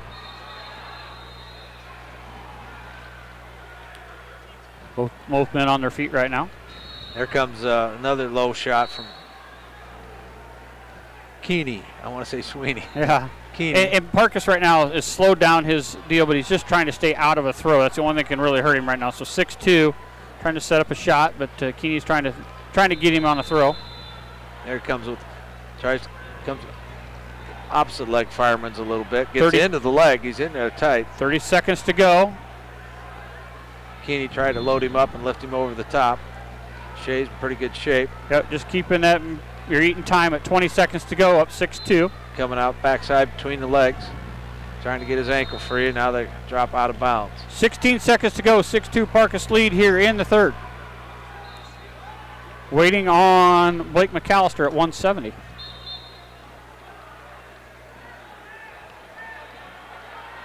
I'm sure Keeney's going to try to throw something. Now he's trying to come under hook. 5 seconds to go, 4. And that'll do it. So Shea Parkus will move on against the number 2 wrestler, Gabe McGill. Yep, he got a pin in 26 seconds. So that's tomorrow. He gets to take the rest of the night off here and rest, and he'll be back tomorrow with a 6-2 win. Jake and Shirk. So we're done with the top side bracket on 170. Yep. So we're 1, 2, 3. We're 4 matches away on Blake McAllister. And we've got a lot of matches in period 3, so could be up very shortly. And we got another one's almost a pin down there in mat 1. And we'll be coming with the 220 matches really quickly. We've got 3 of them at the same time, so we'll do our best. We'll get Cal Wanger called. We'll have him on there, and I'll try to watch Sword and Nielsen will be the first one up. Nielsen. So we'll get Nielsen right away, and then we'll come back, Cooper Nielsen, and we'll come back and I'll try to watch Jaden Sword as well. So we'll try to get them both covered. So we did get a pin on 1, and we've got 3 matches in period 3. So we should be up here in a couple minutes. Next up on mat number 1. 7's done. 170, Cade Shirk, Emmitsburg. 8, Udell, Regina, Iowa City. Shirk of Emmitsburg, Udell, Regina, Iowa City. Mat number 1 right now at 170. All right, here we go. We got. Mat number 6. Mat 6 right now at 170. Max Cole, Lisbon. So we got 3 to go. Yep. Of Emmett Marmac. We've got a couple there already in period 4, so things are going period 3, going quickly. Shirk, I didn't see. We had a pin on mat 6. I would say the number 1 man must have pinned because I don't see him up there. Down Bosco, yeah. So we got. And Scott are on mat number 3 right now at 170. Yeah, we're in the hole. So we're going to watch Jaden Knight and Denver Pauley as well. That's be the matches on the top side of that bracket for him. Again, thank you to all of our sponsors, 30 of them here, letting us do this broadcast. We're having a lot of fun. Busy day, but you know what? That's a part of it. We really like that. The more we get going through, the more busy we are tomorrow, right, Coach? That's true. We like that. We like that. Yeah, we had a really successful morning. We're hoping for a really successful afternoon as well. We got 2 already in to the quarters for tomorrow. Hopefully the wrestlebacks go well on their way back tonight. Looks like mat 8, we're down to 30 seconds there. So that should be, and then we got 25 seconds. So we're either going to be on 2 or 8, I would guess. Unless there's a quick pin that I'm not counting. So waiting on Blake McAllister, number 2 ranked wrestler in the state. 47-1. He'll be taking on Kalen Bishop of Baxter, the sophomore, 29-14. So just about done here on 8 and 2. 2 is empty now, so we'll have 1 on 2. So we should be, I would guess, on mat number 8 down here in the corner. I would think so. Mat number 2, mat 2 at 170, Jaden Knight. Yep, we'll be on 8 down here to our left. Yep, we should be getting going right now. AHSTW, Paulie and Knight are on mat number 2 right now at 170. So we'll keep an eye on mat number 2. That'll be the one that we wrestle on the other backside. Right now at 170, Colin Bishop, Baxter, Blake McAllister, South Central Calhoun. Bishop of Baxter, McAllister, South Central Calhoun. Mat number 8 right now at 170. We are on mat number 2. That'll be down to our left, all the way down the left corner, and closest you can to us. Mat number 4 right now at 182. There's Bishop. Hudson, Levi Feldman, Beckman Catholic. There comes McAllister coming from the other direction. Coach is following him. He's got his brother in the corner with him. We were teasing him earlier that He's now the number 2 McAllister, but his sister might beat him, so we're thinking maybe 3. So he didn't take kindly to that. What a great family. They're such a good group of kids. So we'll see what goes on here with young Blake. Come out and they shake hands. And they're off. A lot of hand fighting, and there's McAllister in on a shot. He just gets so deep. And he did, and dropped him right back down. Got him on his back. Wow. Just got into those legs so deep and dropped him backwards and got him on his back on the way. But Bishop's going to come up on top and get a reversal, but Blake got 3 back points on the way. So it's now 5-2. They're potentially dangerous to start over. So Blake's down 5-2, 1:31 to go. He's up 5-2, I'm sorry, but he'll be in the down position. Here he comes, a good hard switch right off the whistle. Turns hard back with a good sit out. There comes the switch again. Going right from one to the other. Now he's into the legs. Got leg hooked up. There's the reversal. And he's got him on his back again. That's the thing. The kid never stops. He's just moving all the time. And oh, boy. If he gets those legs hooked, it's going to be done. He's got both legs hooked up. He's got both legs in and got the arm up top.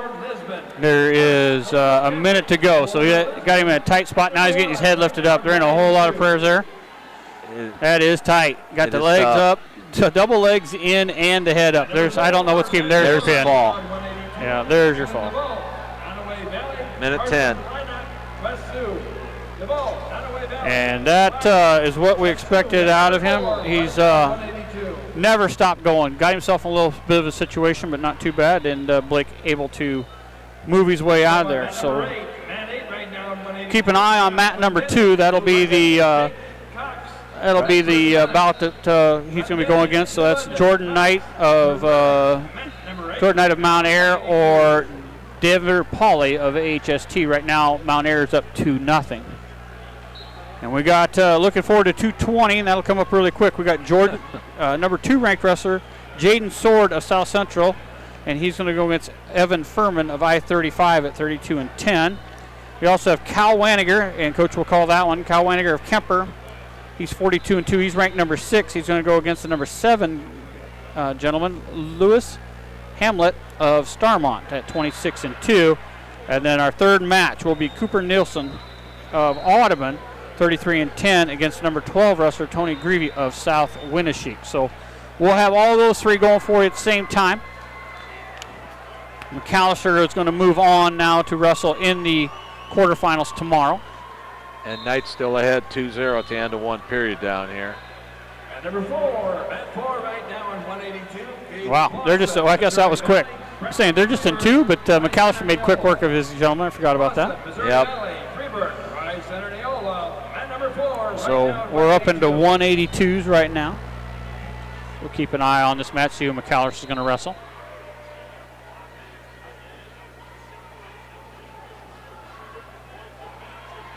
Again, the wrestlebacks will stay right on air, folks. We're going to come back with the wrestlebacks right away. So we'll start right back in at 1:20, and that'll be Riley Parkus. He'll come back with Golston, from Moravia, 41-6. So they're going to come right back into those, so we won't get away very far. And then we'll come right back in with 138. That'll be Zach Trott of South Central. He will come back, and he's going to be wrestling Trey Nelson. And then our other wrestler so far will be at 145, Jake Earlbeck, and he's going to be taking on Miles McMahon of Don Bosco. So no rest for us. We'll be right back in at it, trying to get these guys to advance. We got a 2-2 or 3-2 match right now down here with who's going to get to take on McAllister. 3-2 on Knight. Yeah, Knight's ahead 3-2. Again, you're listening to state coverage from Carroll Broadcasting Sports Network. Jeff Honnold and Bill Kane, the coach. Oh, there's a toss. There's a toss. They're going to give him 2 for a takedown, but it's awful tight. Knight going to get some back points on this one. Knight, Jaden Knight from Mount Air. That looks like it's pretty tight, and there's the fall. And that's his second headlock in that match, so McAllister's going to have to watch out for that headlock a little bit. Next up on mat number 2. All right, so he'll be wrestling Jaden Knight out of Mount Air. Jackson DeWall, He won by fall. Ensign, Sumner Fredericksburg. DeWall, Westwood, mat number 2 right now at 182. He won by, 55 pounders, you're up next. oh, they got it messed up. They saying Grace wins by its fall 5-2, but it was a fall. Mat 5 right now at 195. Carson Tennell, Don Bosco, Nate Jorgensen. So we're just going to wait here now for Don Bosco, Jorgensen, 220. and that's 220 to come crazy. in, and we're going to be a crazy match. It's Cooper Nielsen will be our first one up. He's going to be on the bottom side of the bracket.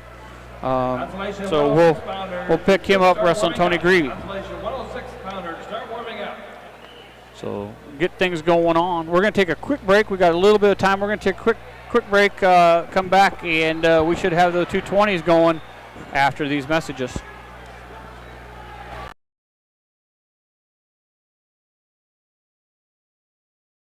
Hi, this is Danny Mackey, and all of us here at Mackey Motors in Lake City are so proud of the South Central Calhoun wrestlers and members of all sports teams at SCC and throughout the region. It's been our pleasure to serve the area with a focus on customer satisfaction for over 50 years. When you buy a new Chevy or Buick, purchase a certified pre-owned vehicle, use the Quick Lube bays, or get service or body work done, know that Mackey Motors is a member of your team every step of the way. Find new roads at Mackey Motors in Lake City, MackeyMotors.com.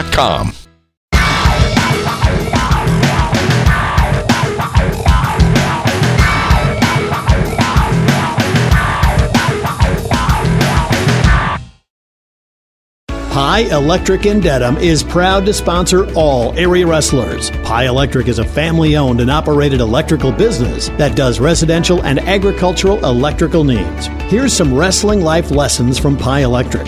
Stay courageous under pressure. Your character is more important than how good you are. Being disciplined pays off. Nothing worthwhile comes easy. And believe in yourself and never give up.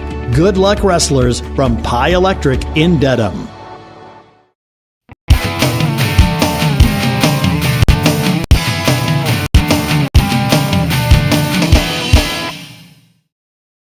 RJV Transport and Peterson Logistics in Westside is the area's expert in transportation, distribution, and logistics. With reliable drivers and top-of-the-line equipment, you can count on them to get the job done and get it done right. Not only does RJV Transport haul grain, rock, dry van, and refrigerated freight, they've even earned expertise in truck repair. Check out RJV Transport on Facebook to learn more about their services and employment opportunities, or call Aaron at 515-231-6742 today.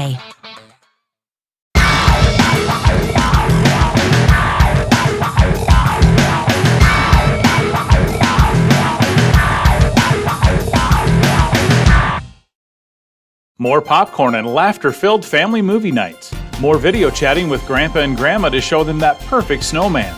At Western Iowa Networks, our job is to provide you more. From Wi-Fi with no data caps, to phone, to crystal clear digital TV, Western Iowa Networks will always be there to give you more. Sign up today at westianet.com.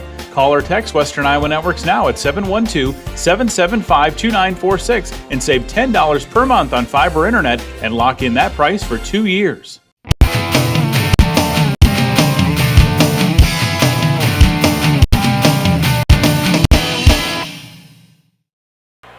Welcome back to Wells Fargo Arena. Jeff Honnold and Bill Kane with you, and we're getting through about 195 right now. They're just getting a good start on that.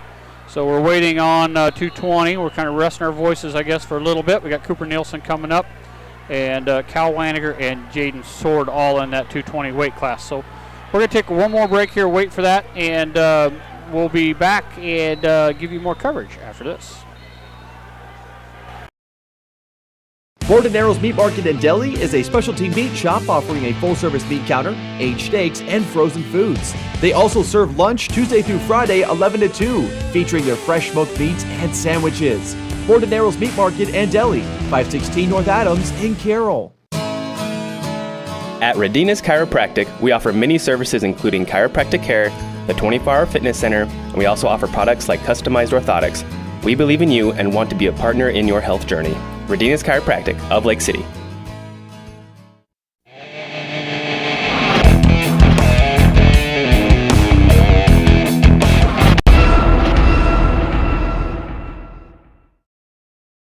Today's state wrestling coverage proudly brought to you with help with Carroll Eye Care Associates. Stay ahead of the game and schedule that preventative eye exam today at Carroll Eye Care Associates, Main Street, Carroll. Call 792-9687 for that appointment. Soup's on at Culver's. Our George's chili is available daily, along with 2 to 4 other varieties every day. From our family to yours, we put the heart and soul into every meal, with an abundance of variety to satisfy the heartiest of appetites. Culver's, welcome to Delicious.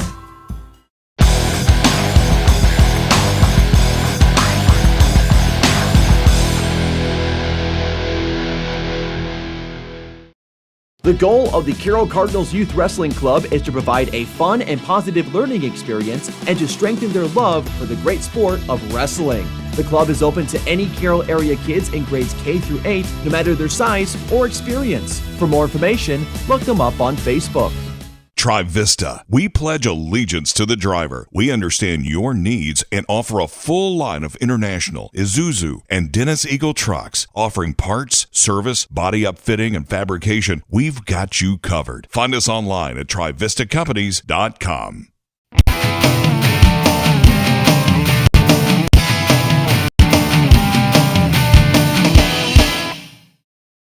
Great place, good food, great fun. It's Coon Bowl. They have 8 lanes of bowling, a great menu, and delicious burgers and sandwiches. Check out their Facebook page for daily specials. The Coon Bowl, 223 6th Avenue South in Coon Rapids. Family owned and operated since 1948, Quant Auto Salvage is the area's best full-service scrap facility. Hard to find part? They got you covered. Quant Auto Salvage. They sell the best and recycle the rest.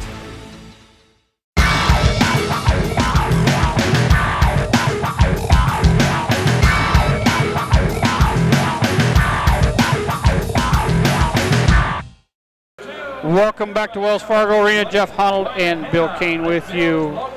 Welcome you back to the Gatorade broadcast booth. We are at 2:20 out here. So our first wrestler will be Cooper Nielsen from Ottoman. He's 33-10. So 33-10, Cooper Nielsen. He seemed extremely confident in his matchup tonight. Yeah, he's got a pretty good kid at 35-7, but yeah. Talking with him and the coaches, they were confident that he matched up well against Tony Greaves. So we'll see how that goes out, but he looked confident when he went in there. So we've got a bunch of them in period 3 and getting ended here, so we'll be popping up here pretty quick. Yeah, we'll have 3 of them going real quick.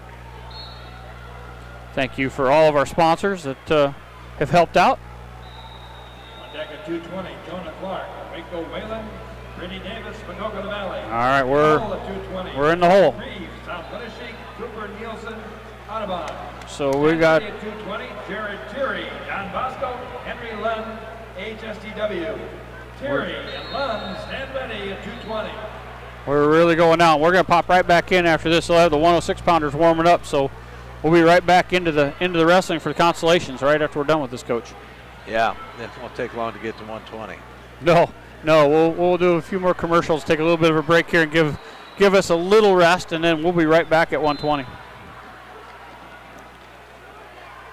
And hopefully Riley got over those jitters. I think he had that first round, and sometimes that happens to you. So I think hopefully he'll come back now and a little calmer and really look like the wrestler we know he is.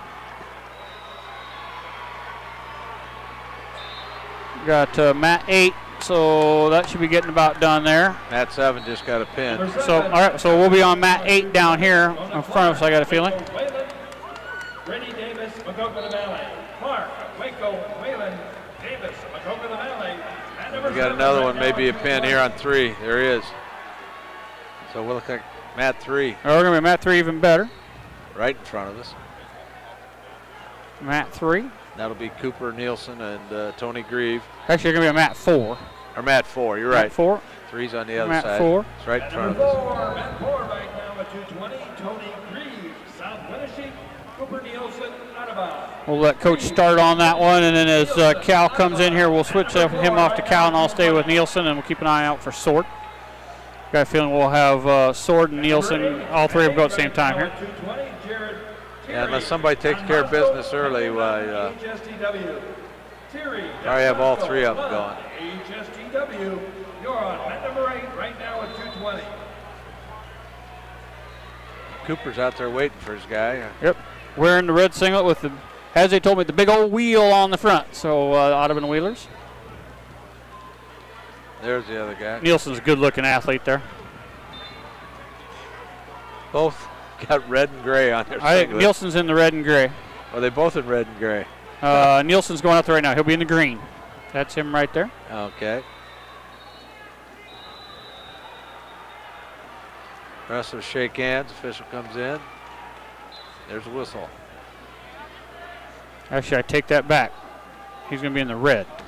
Okay. And it's Grieve trying to get a little bit of a collar tie and snap down, but Nielsen, they got him in the green, so I was right the first time. Nielsen's in green.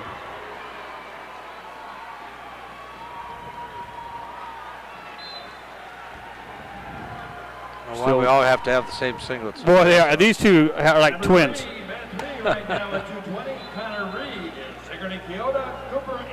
And all right, Cal Wanger will be the next one called.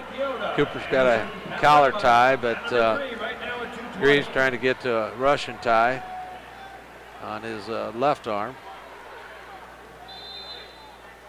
They step out of bounds.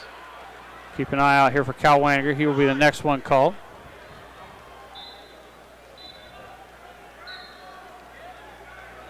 Tying up a wrist here and there. Grieve tries a short drag, doesn't get it. I don't remember the 220 guys being this skinny when I was young. They don't look, I mean, these two are really look skinny. They look like 70 pounders. There comes a shot. That's by Nielsen. There's a takedown. Got down into those legs, worked his way around. Wanager, Kemper Catholic, Hamlet, Starmont at number 1 right now at 220. Got the takedown, got an ankle pulled up.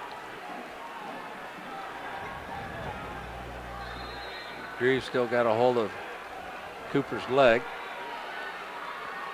Trying to come around. Cooper.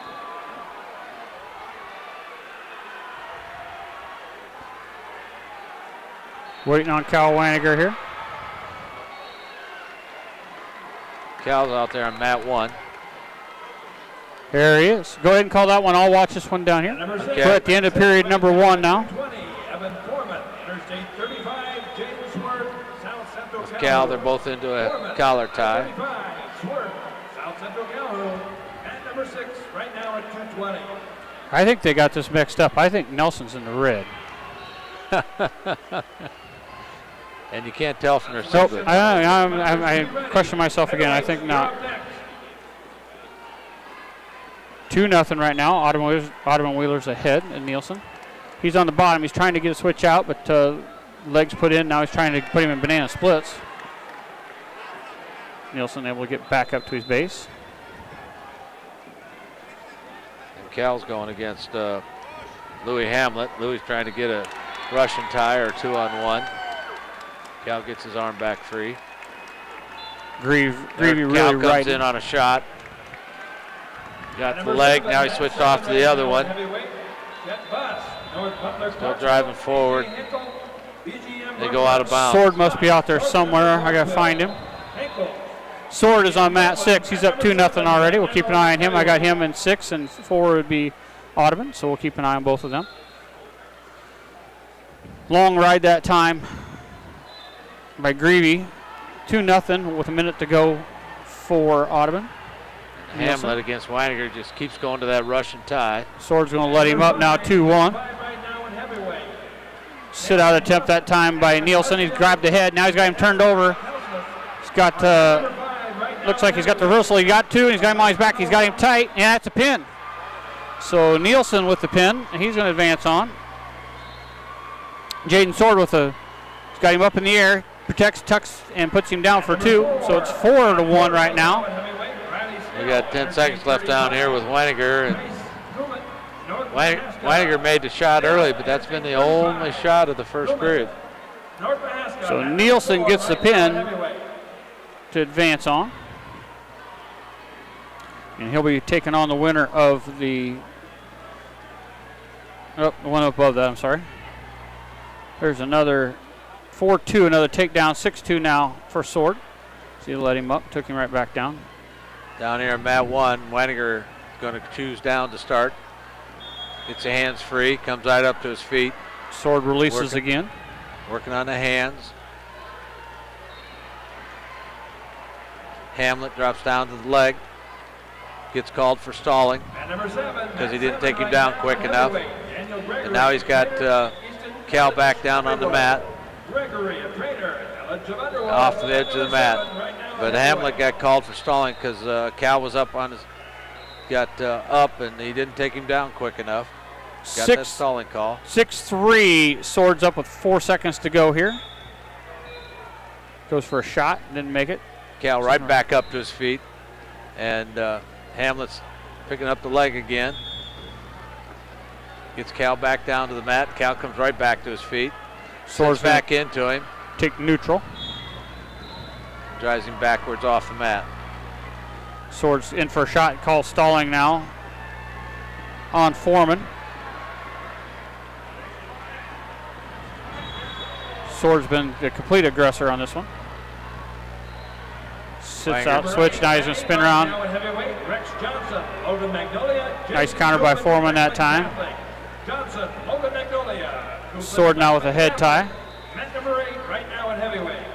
Pushing him back. Hamlet's got a chicken wing in on Weininger on the left side. There's a deep shot again by Sword and on that left leg. Number 4, mat 4 right now at heavyweight, Kenny Schlosser. He's got the single, now he drives through, gets him, puts him on his back. Another 2, so it's 8-3. Now he's going back getting points. He's got that half Nielsen in there tight. See if he can finish it off here. Cal got up to his feet. The kid, Hamlet, let him go because he didn't want to get another stalling call. So now Cal's got a 1-0 lead here. Sword has a half in deep. Now he sinks it really deep. 8-3. He's got 3 near fall waiting on it, but he's got him 47 seconds to finish him off. Now he's moving him to a headlock, and that's the pin. So Jaden Sword's going to move on. And over here, Weininger's got a 1-0 lead.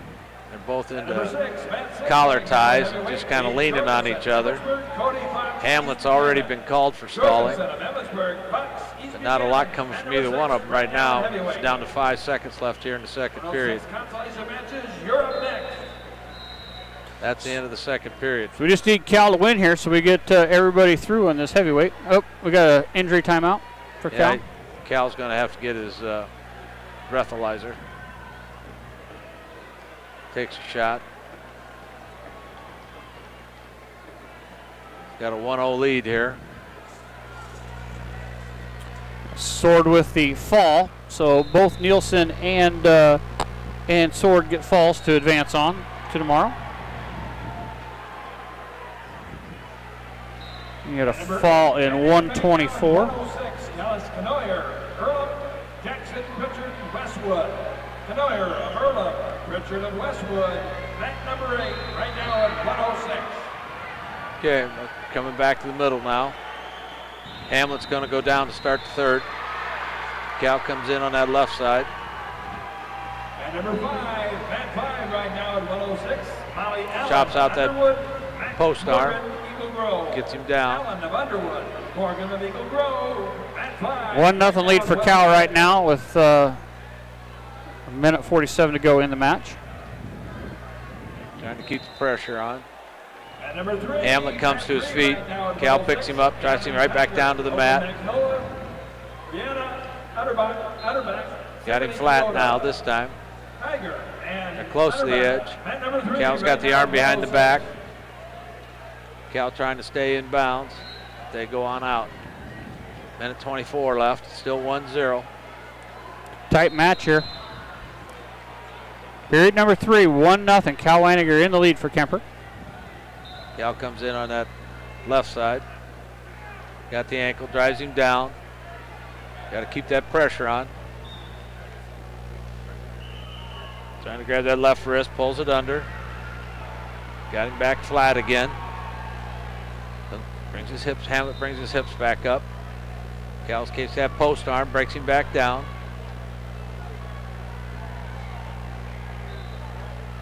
Now Hamlet gets to his feet. Weininger lets him go, so we're now tied 1-1. 53 seconds to go, all tied here in period number 3.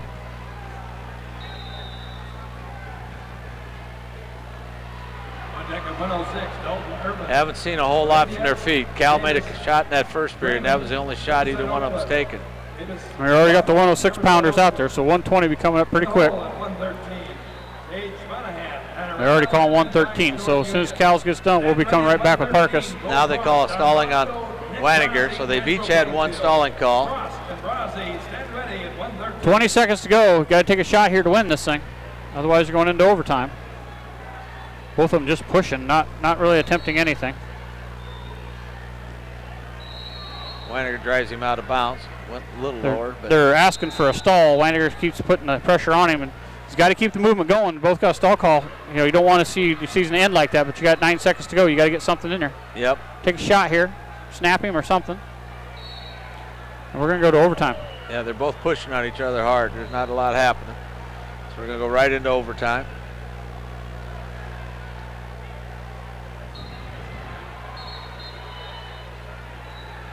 So we'll keep an eye out here for Weininger in on a shot. Got to the leg.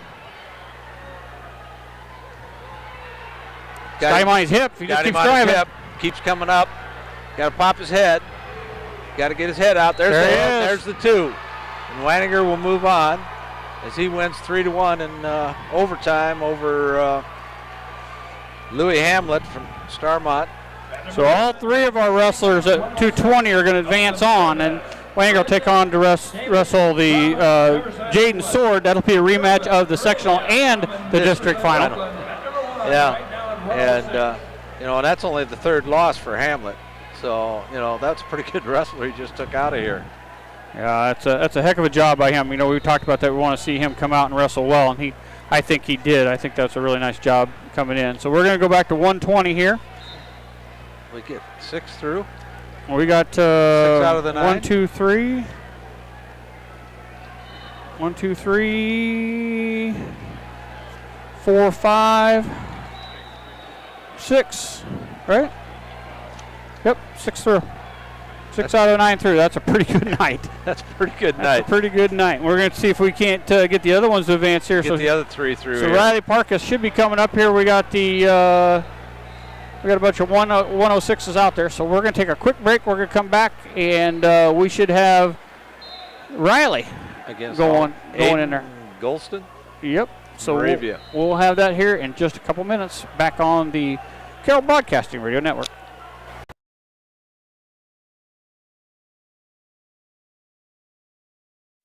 Motor Inn of Carroll, known for their award-winning service department and brand new state-of-the-art dealership, is a proud sponsor of today's matches. Motor Inn of Carroll, the area's premier Toyota dealer. Jacobson Seed is a proud sponsor of today's wrestling coverage. Their brand new conditioning facility is ready to increase your yields. Take the Jacobson advantage today.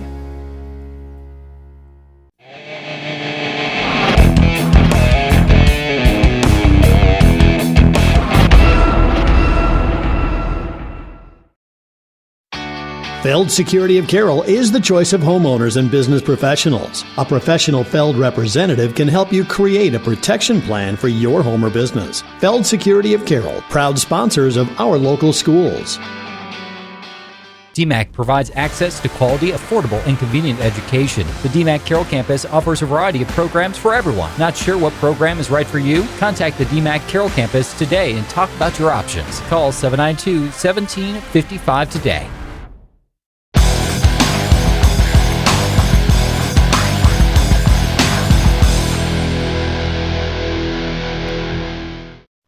Good luck to all the area wrestlers from Commercial Savings Bank, the 2021 Reader's Choice for Best Bank in Carroll County, and having the best loan officer in Lisa Moore.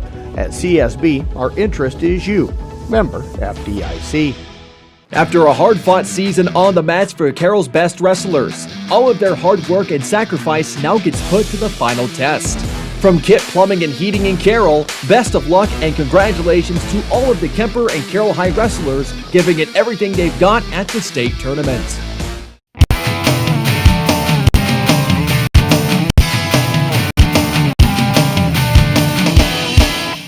American Home Shield is a nationwide warranty company that protects your home's major systems and appliances. They understand the importance of home ownership and realize unexpected repairs can be costly, protecting your investment and your livelihood. American Home Shield is a trusted leader in the home warranty industry. They're thankful for their associates and their customers who make it possible to be celebrating over 50 years in business. American Home Shield, growing together. Good luck to all of our area teams.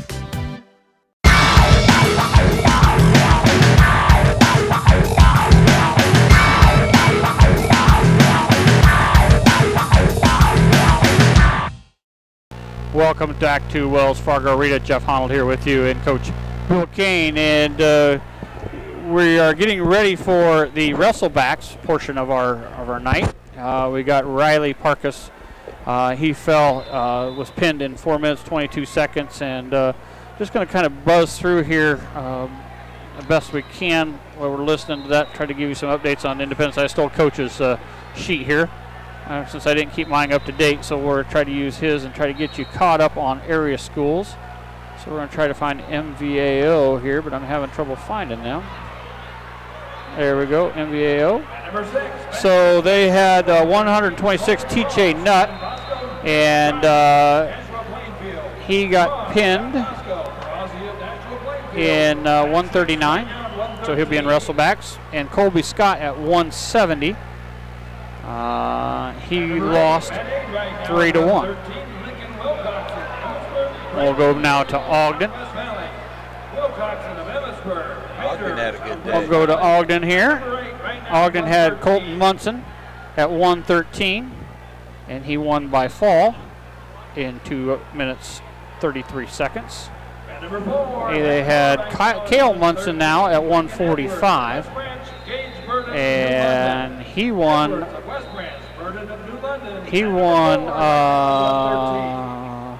1-0 in sudden victory. And then they also had a 195-pounder, and he lost by a fall in 125. ACGC, we'll go ahead and get that one for us quick. Missed that one. Get up here. ACGC has Tegan Slayball here, and Slayball won by major decision. He won 10-1. What's that, sir? We're on deck. We're on deck, so we'll quit giving those. We're going to wait and get Riley here, but we'll try to keep everybody updated. We got a few more to give you.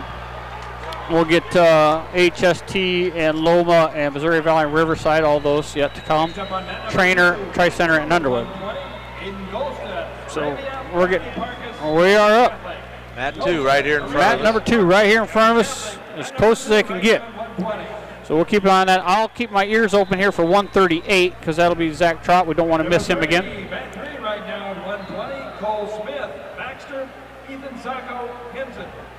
Smith, Baxter. So we'll keep our eye on, but we got Riley down here from Kepper. He has got his red singlet. He's got the red singlet on today. His brother wore the white. Maybe she wore white. That's lucky color today, I guess. I think Cal had white on too, didn't he? Yes. I thought they said they were wearing white. He must have decided to be a little different. That's not Riley, is it? Nah, that's not Riley. He's a great kid. I've known these boys for a long time. I saw him at Greg Custer's lifting. That's where I first met those little boys. And I remember when they could barely do the bar. And boy, they can throw some weight around now. They're strong kids. They are. Okay, there they are. Shake hands. Riley looks like a different person. He's just an animal possessed right now. There he goes. That's the Riley we want to see. Went in on a shot, went around behind him. Didn't get the takedown, but he's been moving quick and hard. There he is in on the shot. Oh, he got caught in a headlock. Pleasantville. Cole, Van Meter, Cook of Pleasantville. At 4 right now at 126. Maybe went a little too quick. Yeah, that was that one cost him 2 and 2, right? 4-0. So now it's 4-1. A little bit on the defensive now. It kind of shocked him a little bit. Got caught in a headlock, but nothing bad there. 4-1. He's still got a shot at this one. We're at 126 now. At number 8, Mat 8 right now at 126. Ethan Golson trying to get in on a low single. Now he's reaching in for that leg, reaching a long ways for it. There's Riley coming back in, shoots to the leg. Golson pulls him back up. Tammy Nipple told me that white singlets are seniors. Well, they told me down there, the coaches told me they were in white today, so I'm going with what the coaches tell me. I don't trust Tammy. Thank you for that, Tammy. There was Golson tried to go for a shot. Riley came around, tried to get to a cradle, didn't quite get it. Golson pulls Riley down to the mat hard, snapped him down.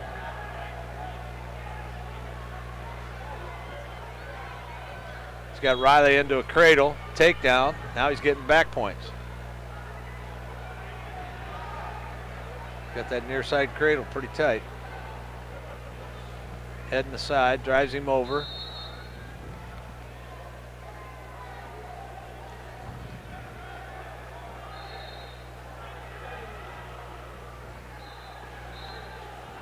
Riley is wrestling better. Yes, he is. He looks much quicker, much more active. Just getting kind of caught in some. This kid's really good at defensive moves and really catching him on his being aggressive. And the kid's got a heck of a record, so you know it's not like. Yeah, he really got a tough draw, but you know it's state. You're going to get him. Riley got one, but it's Golson back in on the single, and they call the end of the period. So it's 8-2. Got a hole. On deck at 126, Keegan Riley, Sioux Central, Wins the toss, but he decides to defer. Golson wants to go neutral. Still 8-2. Start of the second period here. Riley gets in on a double, but Golson pulls him back up. Riley back in on that double. Comes around and gets the two. Takedown. Decker, Wapsie Valley, mat number 1 right now at 126. Had Golson going to his back, and he just came out from under there like an animal. He's got to be very, very strong to do that to Riley. Yeah, Riley's a really strong kid. I can't believe that would happen there. 4, Riverside, Oakland, Freiburger of Cascade, mat number 3 right now at 132. And Riley gets a penalty point for official showing his fist, like maybe he got hit with a fist.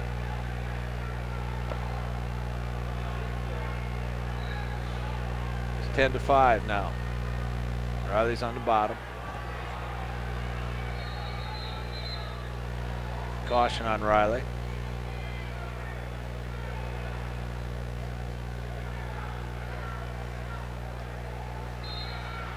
Gets to his feet. Golson picks him up, drops him back down. Riley back up to his feet. Sits into a switch. Sits it hard. Takes Golson towards his back. Got the two. Now he's getting some back points with it.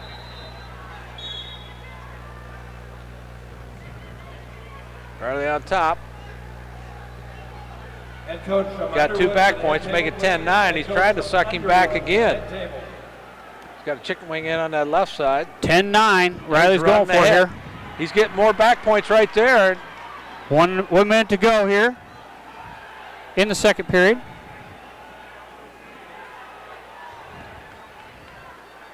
Riley turning it back around. Trying to get deeper here. Trying to go for the pin now. He's got the back points. He's trying to hook that head.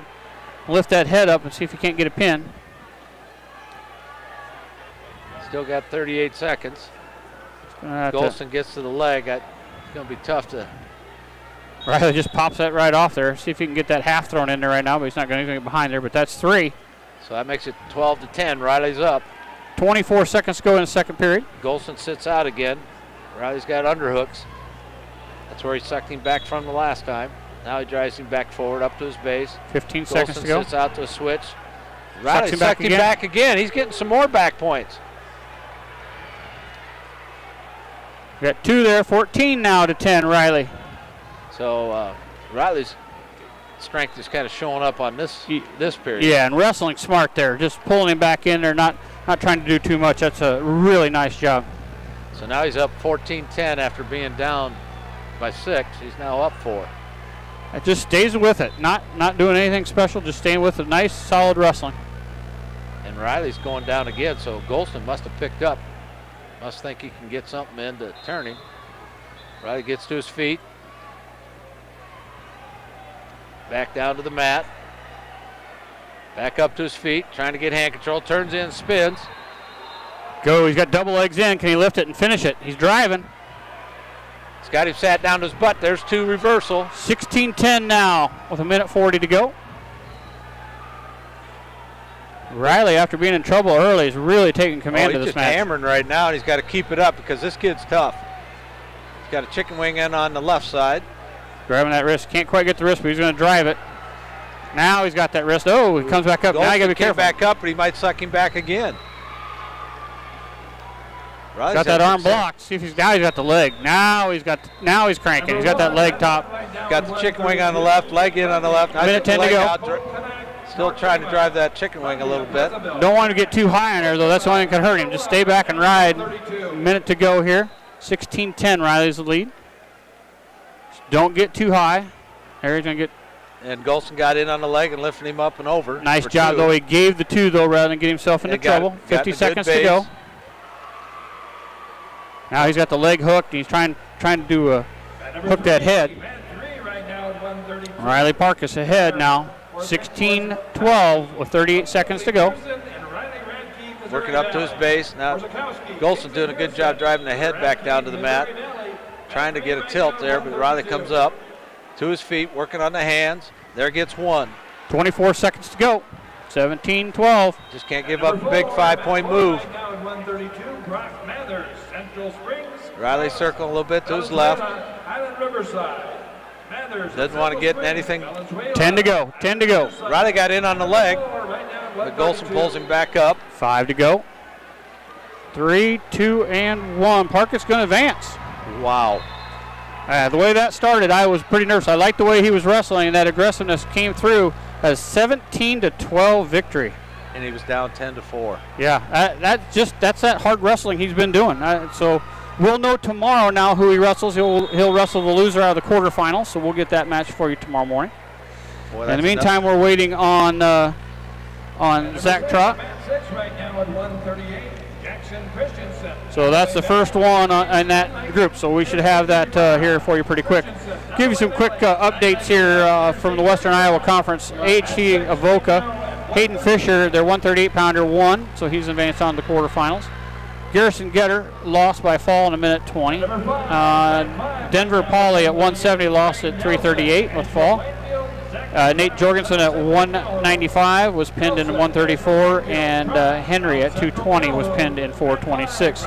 For Logan Magnolia, Gavin Kinger at 106 lost by tech fall in 247. Corbin Reese won in 247 by fall.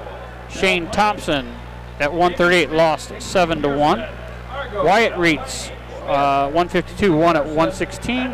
Gavin McGuire won with a pin at 120, and Rex Johnson won at 55-second pin. And we should be next one up, right? We're up. Mat 8 5. down here. Mat 5. All right, so we're going to be on mat 5. That's going to be crossed there for us. Purple, dark purple against black. Yes, sir. And let's see if Mr. Trott can get this one worked out for him. And number 7. And it's at 7 right now. Nielsen got in on the legs. Throwback. Kemper Catholic. Trott's able to come out the backside. Throwback. Kemper Catholic. McMahon, no points yet. No points. They're both come back up to their feet. I don't know if that was Earlbeck just got called. I will keep an eye on that. At 1 right now at 145. Ryan Stortenbecker. Trott got into the 2 double legs, and it was Nelson who was able to flip him right up and over the top and out of bounds. So still no takedown. 145. He's up. I got to find him here. I'll get Jake Earlbeck. Actually, I'll let you take Jake if I find him here for you. Down there. You see him down there? Trott gave up 2, but got 2 reversal right away. So we're 2-2. He's got both legs in as Nelson tries to come up to his feet. Trying to stretch him out. They're going to call stalemate. There he is. We're on mat 7. So we got 7 and 8. So we're right there together, Coach. Earlbeck coming out in the red singlet. He's got the red on. He's going to be taking on McMahon from Don Bosco. Yep. And it's Trott right now on top. There's a single leg attempt by Earlbeck. He's got it, throws a half on the way down, so he's got 2 for a takedown. He's trying to drive him to his back. Now he's going to move for an inside cradle. Still driving. It stays with the 2 points. Now he's just going to have to let that go, and then they come back up to their feet. Granby roll that time by McMahon. Trot gave up an escape down here, but he's now got a front headlock. Reversal that time by McMahon on a Granby roll, and he's on top with legs in. And it's Nielsen gets 2 takedowns to take a 5-2 lead. 2-2 is our score there on mat 7 with Jake Earlbeck. Trot's worked his way around, got the leg picked up, but every time he gets into that double, it's Trot lifting him clear up and over the top of him. McMahon's got the double leg hook in there and just riding him right over top with his neck. Got potentially dangerous. Down there. 1 point for Earlbeck on a legal hold. Looked like he threw in a full Nelson. I don't think he got the handoff in time. Down here it's 5-2. Trot's on the bottom, going into the second period, I guess. Now at 145, Indy Harbaugh, Lisbon, Matt Peters, London Bronson. Harbaugh, Lisbon. Yeah, you're in the second period there, Coach. And 1:49 to go there. We are at 3-2 right now. Earlbeck in the lead. He's in the down position. Can't see the time. I'll have to look up there. 53 seconds to go here in the first period. Trot in the down position. Nelson's trying to work in something on that left side. He can't quite get it. Trot working his base back up. Trying to get up. He's on his knees. There he gets popped out. He comes out the back end. He's got 1 for an escape. So it's 4-2 now. There's a shot by Earlbeck. He's in deep and goes to switch. But the Don Bosco kid put a switch on him. They're still in the neutral position. Nelson's able to get back around behind Trot. Trot gets himself almost where he's ready to score. Nelson just take down McMahon. Lifts him up and over. We're at 4-4 there with 13 seconds to go in the first period. No points for back points right now. Trying to get a tilt, but not able to do it. 4-4 with no timeout. So that's how we'll go into second period. Jake Earlbeck from Kemper tied 4-4. Down here it's Nelson. He's got to reach around back behind the leg, trying to come out. Every time he gets close, Nelson just picks him up and lifts him clear up over the top of him. He's got a leg hooked in backwards. Trot, just a sophomore, going against the senior Nelson. Earlbeck will be in the down position. He comes up to his feet. Ankle grab and put back down. He's still at his base. Not a cross face, trying to get a cradle put in. He's got the double leg hook in now. Trot. Now he's cranking the neck. Faced up with him. Earlbeck at tight position. Nelson goes down and gets to a leg at the end of the period. Still 5-2. Earlbeck down, got the double leg hook in. He's really grinding at the head. See if he gives him a stall call. He's not really doing anything. Now Earlbeck's got a leg free. See if he can get back to his base. Big tough ride here. He's riding the legs out pretty hard. Now he's going to try to give him another tilt. And down here it's Trot trying to ride Nelson, and Nelson lifts him up and over. Flips him over for 2. He's got a headlock now on Trot. He's got a cross body ride behind. 7-2. Cross body ride going on. He's trying for a guillotine right now. 9-2. 4-4 our score still with Jake Earlbeck. 56 seconds to go in period number 2. Nelson trying to get a half in. He's got a half in. Got it pretty tight on Trot. Got Trot down there. There's the fall. Nielsen fighting here. Now he's got the ankle, trying to keep from giving up back points. Big cross body block, trying to get a tilt, trying to get back points right now. Nothing illegal. That's potentially dangerous. Trot falls in 4:43. 4:43.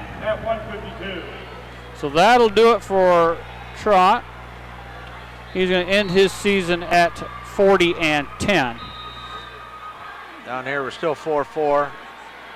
Earlbeck sat out, but got sucked back. Lake Mills, Wyatt Vanderwerf, Jessup, Beatty, and Lake Mills. Don Bosco still got that leg in. Up on net number 1. He's been riding that leg. He's had double legs or cross body ride all night long at 4-4. That's going to be 9 seconds to go here in the period. Jake Erlbecker trying to ride this out here. And that'll do it for period number 2. 4-4 is our score. Don Bosco kid's tall, lanky. He sticks those legs in. He's going to take the down position. So Jake has had trouble. He's going to give him one and start neutral. Yep.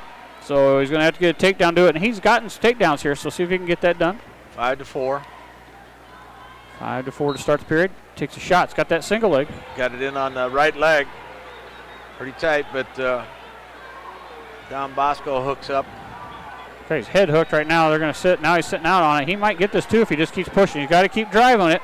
He's kind of come out the backside. Don Bosco's trying to hook the head with his legs. He's got the ankle grab, so they're just kind of in a big ball right now. Yeah. And that's going to be stalemate. 5-4. McMahon over Erlbeck right now from Kemper. Minute 32 to go.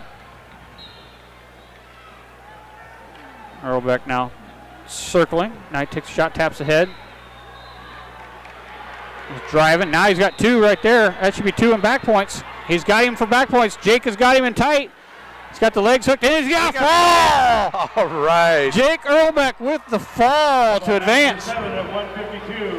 There you go, and the whole place goes crazy because not a whole lot of people want Don Bosco to win. The whole area is cheering over there. Anybody that's trying to beat Don Bosco. So, and Jake is just his dad through and through. Jesse wrestled for me his senior year, and just like he wasn't in a great position, but he just drove right through it, drove him right to his butt, and got back points with it, and he ended up getting a fall. Yeah, at 4 minutes exactly, and a great job from him just staying with it. You know, that was one of those where he wasn't out of the match, but he was, just really wasn't in control. That kid was taller, had the legs in, kind of made his life miserable all night long, but, stayed persistent and was able to get that hooked in there and get that win. We got 12 out of 13 through. We've only got one kid out. Toft was the only one to go. And we're done for the day. We are done. We'll start going through here and giving you some updates. We'll go back to Missouri Valley, the 113-pounder. That would be Eli Becerra, and Eli won by fall in 127. Riley Radke, we know he lost first round by major decision, 8-0. And he hasn't come back. Doesn't have his second round match yet, so we don't know where he's at. Clausen at 182, and he lost 5-2. And Breck Boroff lost 4-1. We'll go now to Riverside. We'll try to get you updated on team scoring, what have you, as well as things go along here. We'll go to Riverside. Riverside of Oakland. Well, if my fat fingers don't get in the way. Riverside of Oakland. They had Davis Brahman at 106. He lost in a minute by fall. And then he came back and he lost and fall in 3 minutes. So his day is done. Jace Rose of Riverside won by fall in 43 seconds. Now wrestling on mat number 6 at Taven Moore at 132. He lost a fall in 21 seconds. And then he lost by fall in 50 seconds. So he is done. And then Tylen Nolan Moore lost 4-3. So he'll be wrestling back. Try to get you some more here as we go. Next up will be Trainer. Well, this is a nice system. We can look it up by team. It's really nice, and they keep us updated here. So we'll go through Trainer for you. And just so you know, we are done with live calling for the night. All of our guys are done. So Caleb Liff at 160. He lost 12-5. Daniel Gregory at 285. Won 6-4. In overtime. Tri-Center Neola. They had Breck Freeberg up, their only wrestler, and he won 5-2. We'll go to Underwood. They got called up to the stand, so I'm not sure what all went on there. They've got quite a few wrestlers. So we'll see at 106. He lost his first round, would be Molly Allen. So Molly Allen lost by fall in 225. And then lost 7-2. So Molly's done. Blake Allen at 120, won by tech fall and 454, so he advances. Gable Porter won by fall in 21 seconds. Stephen Barnes won by major decision, and he won 14-5. Hagen Henstedt won by fall in 1:33, so they're having a good day so far. Carter Davis won by fall in 2:22, and Easton Edge at 2:85 lost 6-4. So pretty good day for Underwood. They're going to gain a lot of points that way. See if we got anything else out there. And we'll have to go to Twin Lakes now. So the Twin Lakes Conference. We'll try to update everybody. Again, all of our wrestlers except for one have advanced on for tomorrow. So we'll give you the team results here. We'll start with Emmetsburg. Haven't heard a lot out of Emmetsburg today. Just kind of been quiet. They have quite a few wrestlers here, though. I think they did pretty well in the team duels. We'll see if we can't scroll down here. Find that for you. Emmetsburg, there we go. So they have Lincoln Wilcoxon, and he lost by fall in 2:33. And he came back and lost again by fall in 1:34. Ryan Brennan at 1:45. He won by fall in 3:29. Jace Nelson Brown at 1:52. He won 4-3. Cade Shirk at 170. Lost by fall at 125. Matthew Wirtz, and he's just got called up. Wirtz won by fall in 125. And Gage Jorgensen lost 10-0. So we'll move on to Manson Northwest Webster. Again, we knew this was be tough. Sorry, most of the time we had this done during commercial breaks, but we just really haven't had any time to do it. So we're going to kind of do it on the fly for you here. Manson Northwest Webster. They had Ethan Igley at 126. He lost by fall in 43 seconds. And then he lost again 6-0. So he is done. And then Brody Anderson, he won by fall in 3:21. So he'll move on. Pocahontas area. Again, we've been so busy, folks. We haven't even heard or seen these kids wrestle at all. It's been kind of crazy. We'll have a little more time tomorrow. So Pocahontas area, Trace Ruffledge at 132. He won 3-0. And Dante Williams, he lost 15-4. And then he came back and won by fall in 3:51. So he'll wrestle tomorrow. We'll go to Sioux Central. Got a lot of kids wrestling here at the state tournament from these different conferences. So Keegan Riley at 126. He lost by fall in 155. And then he won by fall in 222. Not a lot of time on the mat today, but, he's still wrestling, so that's a good thing, right? Yes. We'll go to Southeast Valley. Southeast Valley and Gowrie. And Keelan Oaks Sudash, and he won 6-2. Harley Bryson lost by tech fall at 5:31. And then he came back and he wrestled Garrett Kerber from East Marshall, and he lost that 11-1. So his day is done. And then Aaron Graves won by fall in 146. So doing pretty well there. See if we got. I think that gives us everything there, Coach. I think we got everybody up to date on all the conferences and everything going on. So we'll take a peek here and see if they have any team results for us. Take a peek here at teams.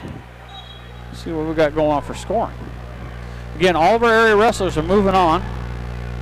So I don't think they're going to show us team scoring here yet. They got everybody just kind of lumped in together, so that's not going to do us any good. So let's see if they do it on this one here. Up on mat number 4, 182-pounders, Jamie and Moore of Lisbon. Yeah, they're not giving us scores yet. They'll update us, so we'll try to get everybody there. But again, we'll go through here what we had go on tonight. We're going to take a quick break. We'll come back. We'll have that all arranged for you and ready to go after these messages.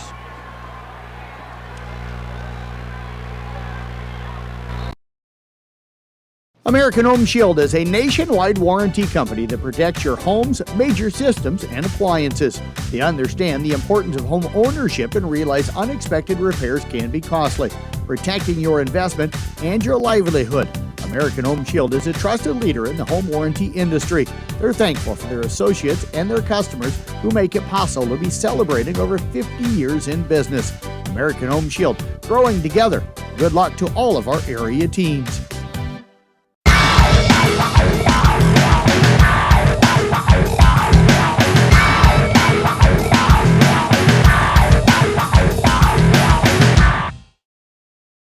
Your home for family fun and entertainment is the Audubon Recreation Center. There's an endless array of activities for fitness and to have fun. Take a swing in the batting cage, shoot some hoops, or seek a perfect game on one of our 8 state-of-the-art bowling lanes. With a walking track, racquetball court, soft play area, arcade, and a variety of fitness classes, there's something for everyone. Enjoy trivia nights, karaoke, and even live music. With a full restaurant and bar and activities for all ages, your family is guaranteed to have a great time. Audubon Recreation Center, just south of Albert the Bull in Audubon.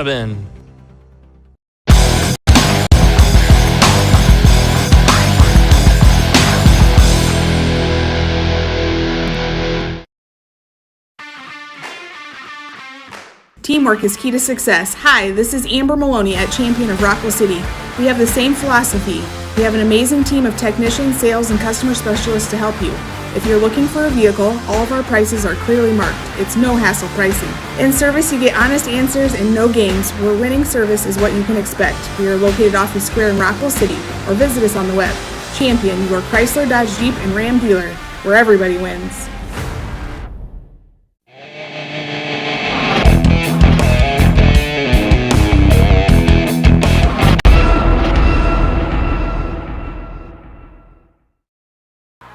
Welcome back to Wells Fargo Arena, Carroll Broadcasting Network's coverage of the state wrestling meet, coming to you live from the Gatorade broadcast booth. Well, we're going to go over what we considered an incredible day. We'll start with what's going to happen tomorrow.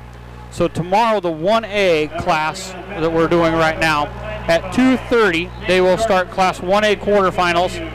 So they will be wrestling at the same time as 2A semifinals and third round consolations and Class 1A second round consolations. So we'll have all that between 2:30 and 5:45. So that's going to be a full day there. So just be with us for that, the 1A quarterfinals. So we'll talk about the kids that are in the quarterfinals first. So we're going to start with Charlie Veit. And Charlie Veit. He won 8-0. He's going to take on Elliot Cooney. And that match, he won 9-2. So that one will be at 1:32 tomorrow in the quarterfinals. Next in the quarterfinals will be at 1:52. That'll be Shea Parkus, and he won 6-2. And he's going to take on Gabe McCow from MFL Farmac. He won in 26 seconds with a pin. So Gabe is a number 2 wrestler in the state. Shea is a number 4 wrestler in the state. So that one should be a dogfight. So that will be at 1:52. At 170, Blake McAllister with the fall at 110 will take on Jaden Knight. And Jaden advanced with a win. So that will be at 170. Again, Blake McAllister, number 2, and the defending state runner-up. At 220, boy, we had a heck of a night there. Cooper Nielsen with a fall at 309. I did not catch. Let's go check the brackets and see who he wrestles. I missed that earlier, so we'll get that pulled in here. So let me get the weight class up here. 1A, 220. Come on, bracket buster. So let's get that in here. 1A, 220 pounds. Waco. And he is going to wrestle Jonah Clark from Waco.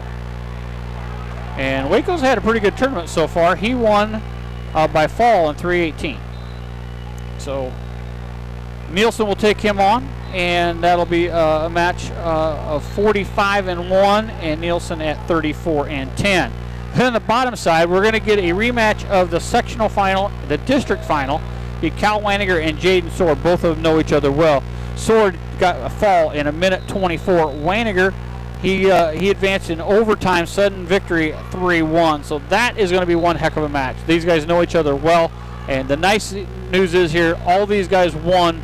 You get 2 losses to be eliminated. So even if we know one of those 2 are going to get a loss, they still can wrestle back. All they got to do is win twice, and they're on the podium. So heck of a match out of those guys. So those are the guys that advanced to the quarterfinals. So they will wrestle first thing in the morning, or first thing in the afternoon. And then we come back, and we have Riley Parkus at 120. What a comeback. What a comeback to come back. Absolutely, Coach. What a comeback. Came back and won that one 17-12. So he will wrestle after they do the quarterfinals, and the losers will go into that. So he'll pick up the loser of one of the quarterfinal matches, and so that'll be 11:79. So it'll be the we'll have to go look it all up here. We'll have to figure that out tonight. And then the other one that's impressive is Jake Earlbeck. Jake was down. He was in trouble. He really didn't have control of that one. He got a pin there in 4 minutes. So again, he'll wrestle a loser of one of the guys on the bottom side of the bracket. So everybody's still going along. We just lost the one guy all day long, and we feel for him because we didn't get the first match called for him. So apologize. Did not see that. Zach Trott. He was eliminated with a fall in 4 minutes. He was pinned the first round in 1:16. So really wrestled fairly well. Just kind of out manhandled today as a sophomore. But what a great experience. He got himself down here as a sophomore. 2 great years coming up here for him, and he represented himself well. Just wasn't quite strong enough when I saw him. Yes, and what gets me today is how many matches the area kids came from behind. Especially the Carroll High kids, the Kemper kids. They just didn't give up and kept coming. Riley's, he was down 10-4 and went 17-12. Earlbeck's pin in the end. Yeah. For a kid from down Bosco. Just wonderful wrestling all day. And the Carroll High kids had the same thing this morning. It's just, they're just not giving up, and they just keep coming until they get the job done. Hands down, the best wrestling I've seen from our kids in this area ever. So let's give you a quick synopsis of what's going to happen tomorrow. We'll be on the air right away at 9 a.m., and that'll be the Class 2A and Class 3A quarterfinals, followed right back around by the Class 2A and 3A consolation rounds. So we'll have that. That'll be from 9 to 1. We'll be on there. We'll get that covered for you. Then we'll get a little bit of a break. We'll come back at 2:30, and that'll be the Class 1A quarterfinals, Class 2A semifinals, third round consolations, Class 1A second round consolations. So we'll have that for you from 2:30 to 5:45. We'll be on there as long as we have people wrestling. And then we come back here for the night session. And late night session. So depending on what we do here, 7:30 to 8:40 is the 3A semifinals and third round consolations. We won't have anybody in there. We are actually scheduled to come back here at 8:45, which is well past my bedtime, and to 10 p.m., and that'll be the 1A semifinals and third round consolations. So that's your placing. Pretty well know where you're getting into at that point. And then Saturday, we're back here at 10 a.m. and it's rapid fire 2, 3, and 1A consolation semifinals and finals. We'll get that through, and then of course we have the Grand March at 6 p.m. on Saturday night. So wouldn't shock me to think we're here Saturday night, Coach. No, I can't. but yeah. Yeah. I know she's not crying right now, but we've talked about, we haven't had a lot of lightweight guys, but we've got some lighter weights that have a legit shot of wrestling on Saturday, if not even Saturday night. So we got a lot of guys alive, a lot of guys still going, and what a day! What a day! I've never seen the area kids when 12 out of 13 are still alive. If we had half, that was always a great day. Yes. And the other side of it, they were fairly dominant all day. You look at it, even the kids that lost, they were in most of those matches. We didn't really have anybody get dominated. They were there, even if they did get dominated score-wise, they were still wrestling well, but then came back and won. I mean, what an incredible day. And we're going to step away. We got a few more sponsors to take care of here, and we'll wrap up our coverage here from Wells Fargo Arena. You're listening to high school wrestling from the Gatorade broadcast booth. DR Electric in Carroll has over 20 years of experience in commercial, residential, and agricultural electrical services. Their service area covers a radius of 60 miles from Carroll. They can provide electrical services for new and existing buildings, plus they can help with energy efficiency and lighting on home remodeling projects. Give them a call today at 712-830-6624. That's 712-830-6624. DR Electric is your one-stop shop for all your electrical needs.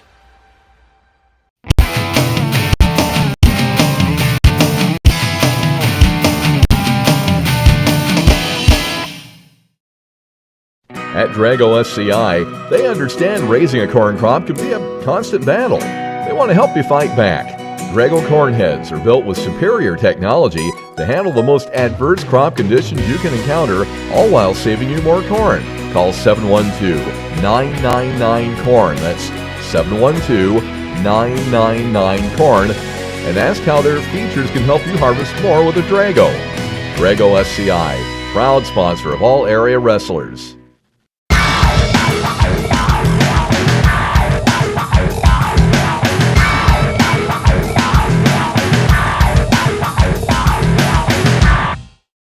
Clucky Custom LLC in Templeton can make your life easier. If you don't have the correct equipment, the time, and are looking for convenience, Clucky Custom LLC can help. They do grain vacuuming, and they will also come to your farm and do the work for you by cleaning your grain bins thoroughly and efficiently. They do custom hauling as well.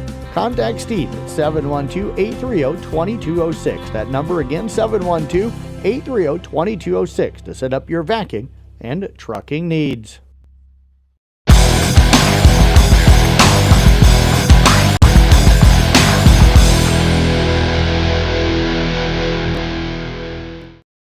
Hi, this is Danny Mackey, and all of us here at Mackey Motors in Lake City are so proud of the South Central Calhoun wrestlers and members of all sports teams at SCC and throughout the region. It's been our pleasure to serve the area with a focus on customer satisfaction for over 50 years. When you buy a new Chevy or Buick, purchase a certified pre-owned vehicle, use the Quick Lube bays, or get service or body work done, know that Mackey Motors is a member of your team every step of the way. Find new roads at Mackey Motors in Lake City, MackeyMotors.com.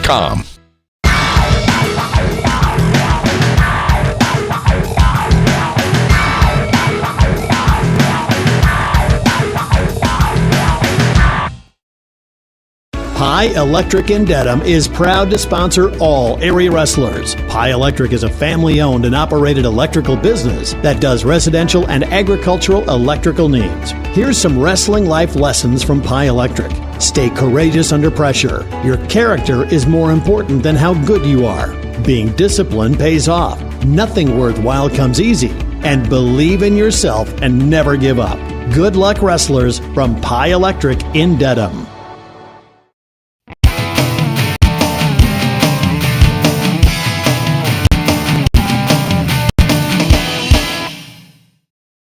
RJV Transport and Peterson Logistics in Westside is the area's expert in transportation, distribution, and logistics. With reliable drivers and top-of-the-line equipment, you can count on them to get the job done and get it done right. Not only does RJV Transport haul grain, rock, dry van, and refrigerated freight, they've even earned expertise in truck repair. Check out RJV Transport on Facebook to learn more about their services and employment opportunities, or call Aaron at 515-231-6742 today.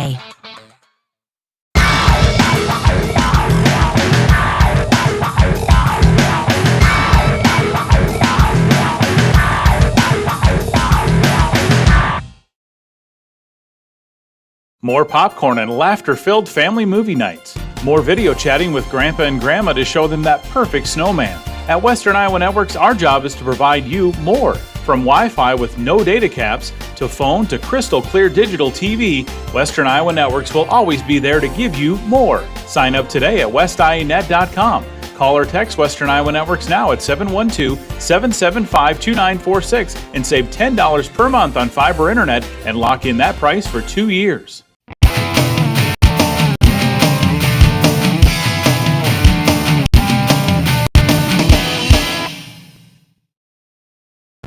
Welcome back to the Gatorade broadcast booth here at Wells Fargo Arena. We're here live, and we'll get Jeff Blackman on here real quick with the headset. We want to get him on here, and first of all, get out of my space.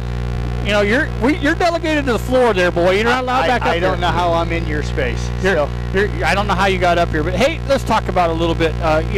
One kid all day eliminated. Yep. Have you ever seen anything like this out of our area? Not in my 19 state tournaments that I've covered since I've come into the Carroll area. This is by far the best we've had. And you look at these kids, even the ones that got beat weren't really dominated too bad. So, I thought everything looked good today. The kids wrestled well. Everything went well. Incredible effort out of the kids today. Yeah. You couldn't ask for really anything more. Everybody came out aggressive. Even the guys that lost their first matches came back out tonight and wrestled the way they needed to and wrestled aggressive. Great game plans, I guess, if you want to put that way. Great strategies by the coaches today on what they needed to do to pick up wins, and a really good job by the kids to go out and execute it. Interesting, too, we talked to them ahead of time, and the old coaches don't give you a whole lot of insight because they're nervous and don't want to talk about it, but the young coaches gave us what they thought truthfully, and it's amazing how well they have scouted and how well they know the things that they were talking about they wanted to do and what they were going to do, and it worked. I mean, they really had things scouted out pretty well today. Yeah, they really did. So, yeah, really happy for all of the kids and the way they were able to go out and execute here today. Yeah, I'm really happy. Busy day tomorrow. We'll be on air and be rolling most of the day, but talk about the interviews, post interviews. We have the one loss. Toff's not going to be with us tomorrow. He's been eliminated. But how did he think he wrestled, and how'd that go? Zach Trout felt like he wrestled pretty well today. He felt like he was a little timid maybe in his first match because he was nervous as a sophomore down here for his first time, but he felt like he really wrestled well in his second match today in that first round consolation. He went up against a kid that was ranked 7th and will probably be on the podium Saturday night, a senior, and he made one mistake in the third period, and that mistake cost him. Yeah, it just wasn't quite as strong. Right, you could see that one. He just kind of got overpowered, but all the rest of the kids happy. I imagine Parkus wasn't very happy with his first match, but really happy with the result of that second match, staying with it. Both of those guys, especially Riley, felt like he came out a little shell-shocked in the first one. To be honest with you, didn't ask a lot of questions about the first matches for the guys that lost those first matches, because kind of wanted to highlight the wins that they had here tonight, but did ask a little bit at the end of each of the interviews about how they felt like those other matches went. Incredible day. We've only got one wrestler not advancing on, his sophomore, so I'm sure he'll be back here to have more, but what an incredible day, and congratulations to all our area wrestlers, and thank you for all the people who are texting me and straightening out some of the pronunciations and singlet colors and all kinds of stuff. So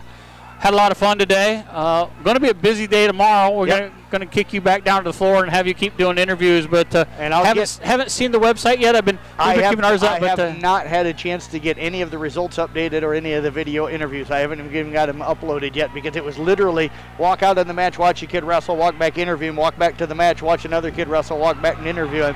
I have not had a chance. I'll do that as soon as we get back to the hotel. We understand, because we missed Trout's first round match because it was that quick. So it's really hard to keep up, but really fun day. Thank you for bringing us down here, and thank you to all the sponsors, and thank you to everybody that's listening. And we're going to sign off, and I think you're going to take me for supper tonight, so we're done early. So weehaw! I got to get back to the hotel and get You'll stay up till 2 o'clock regardless. I got to get it out for the people, though, man. It's all for the people. It's all for the people. Well, for the man of the people, Jeff Blankman, and my broadcast partner, Coach Bill Kane, It's Jeff Arnold saying thank you so much for listening to us. We were coming from you live from the Gatorade broadcast booth down here at Wells Fargo Arena. We are at the third session of the day, the 1A first and second round, and we will be back tomorrow with more coverage. Please tune in tomorrow right away at 9 o'clock. We'll be here, maybe awake, maybe not. Take care, everybody.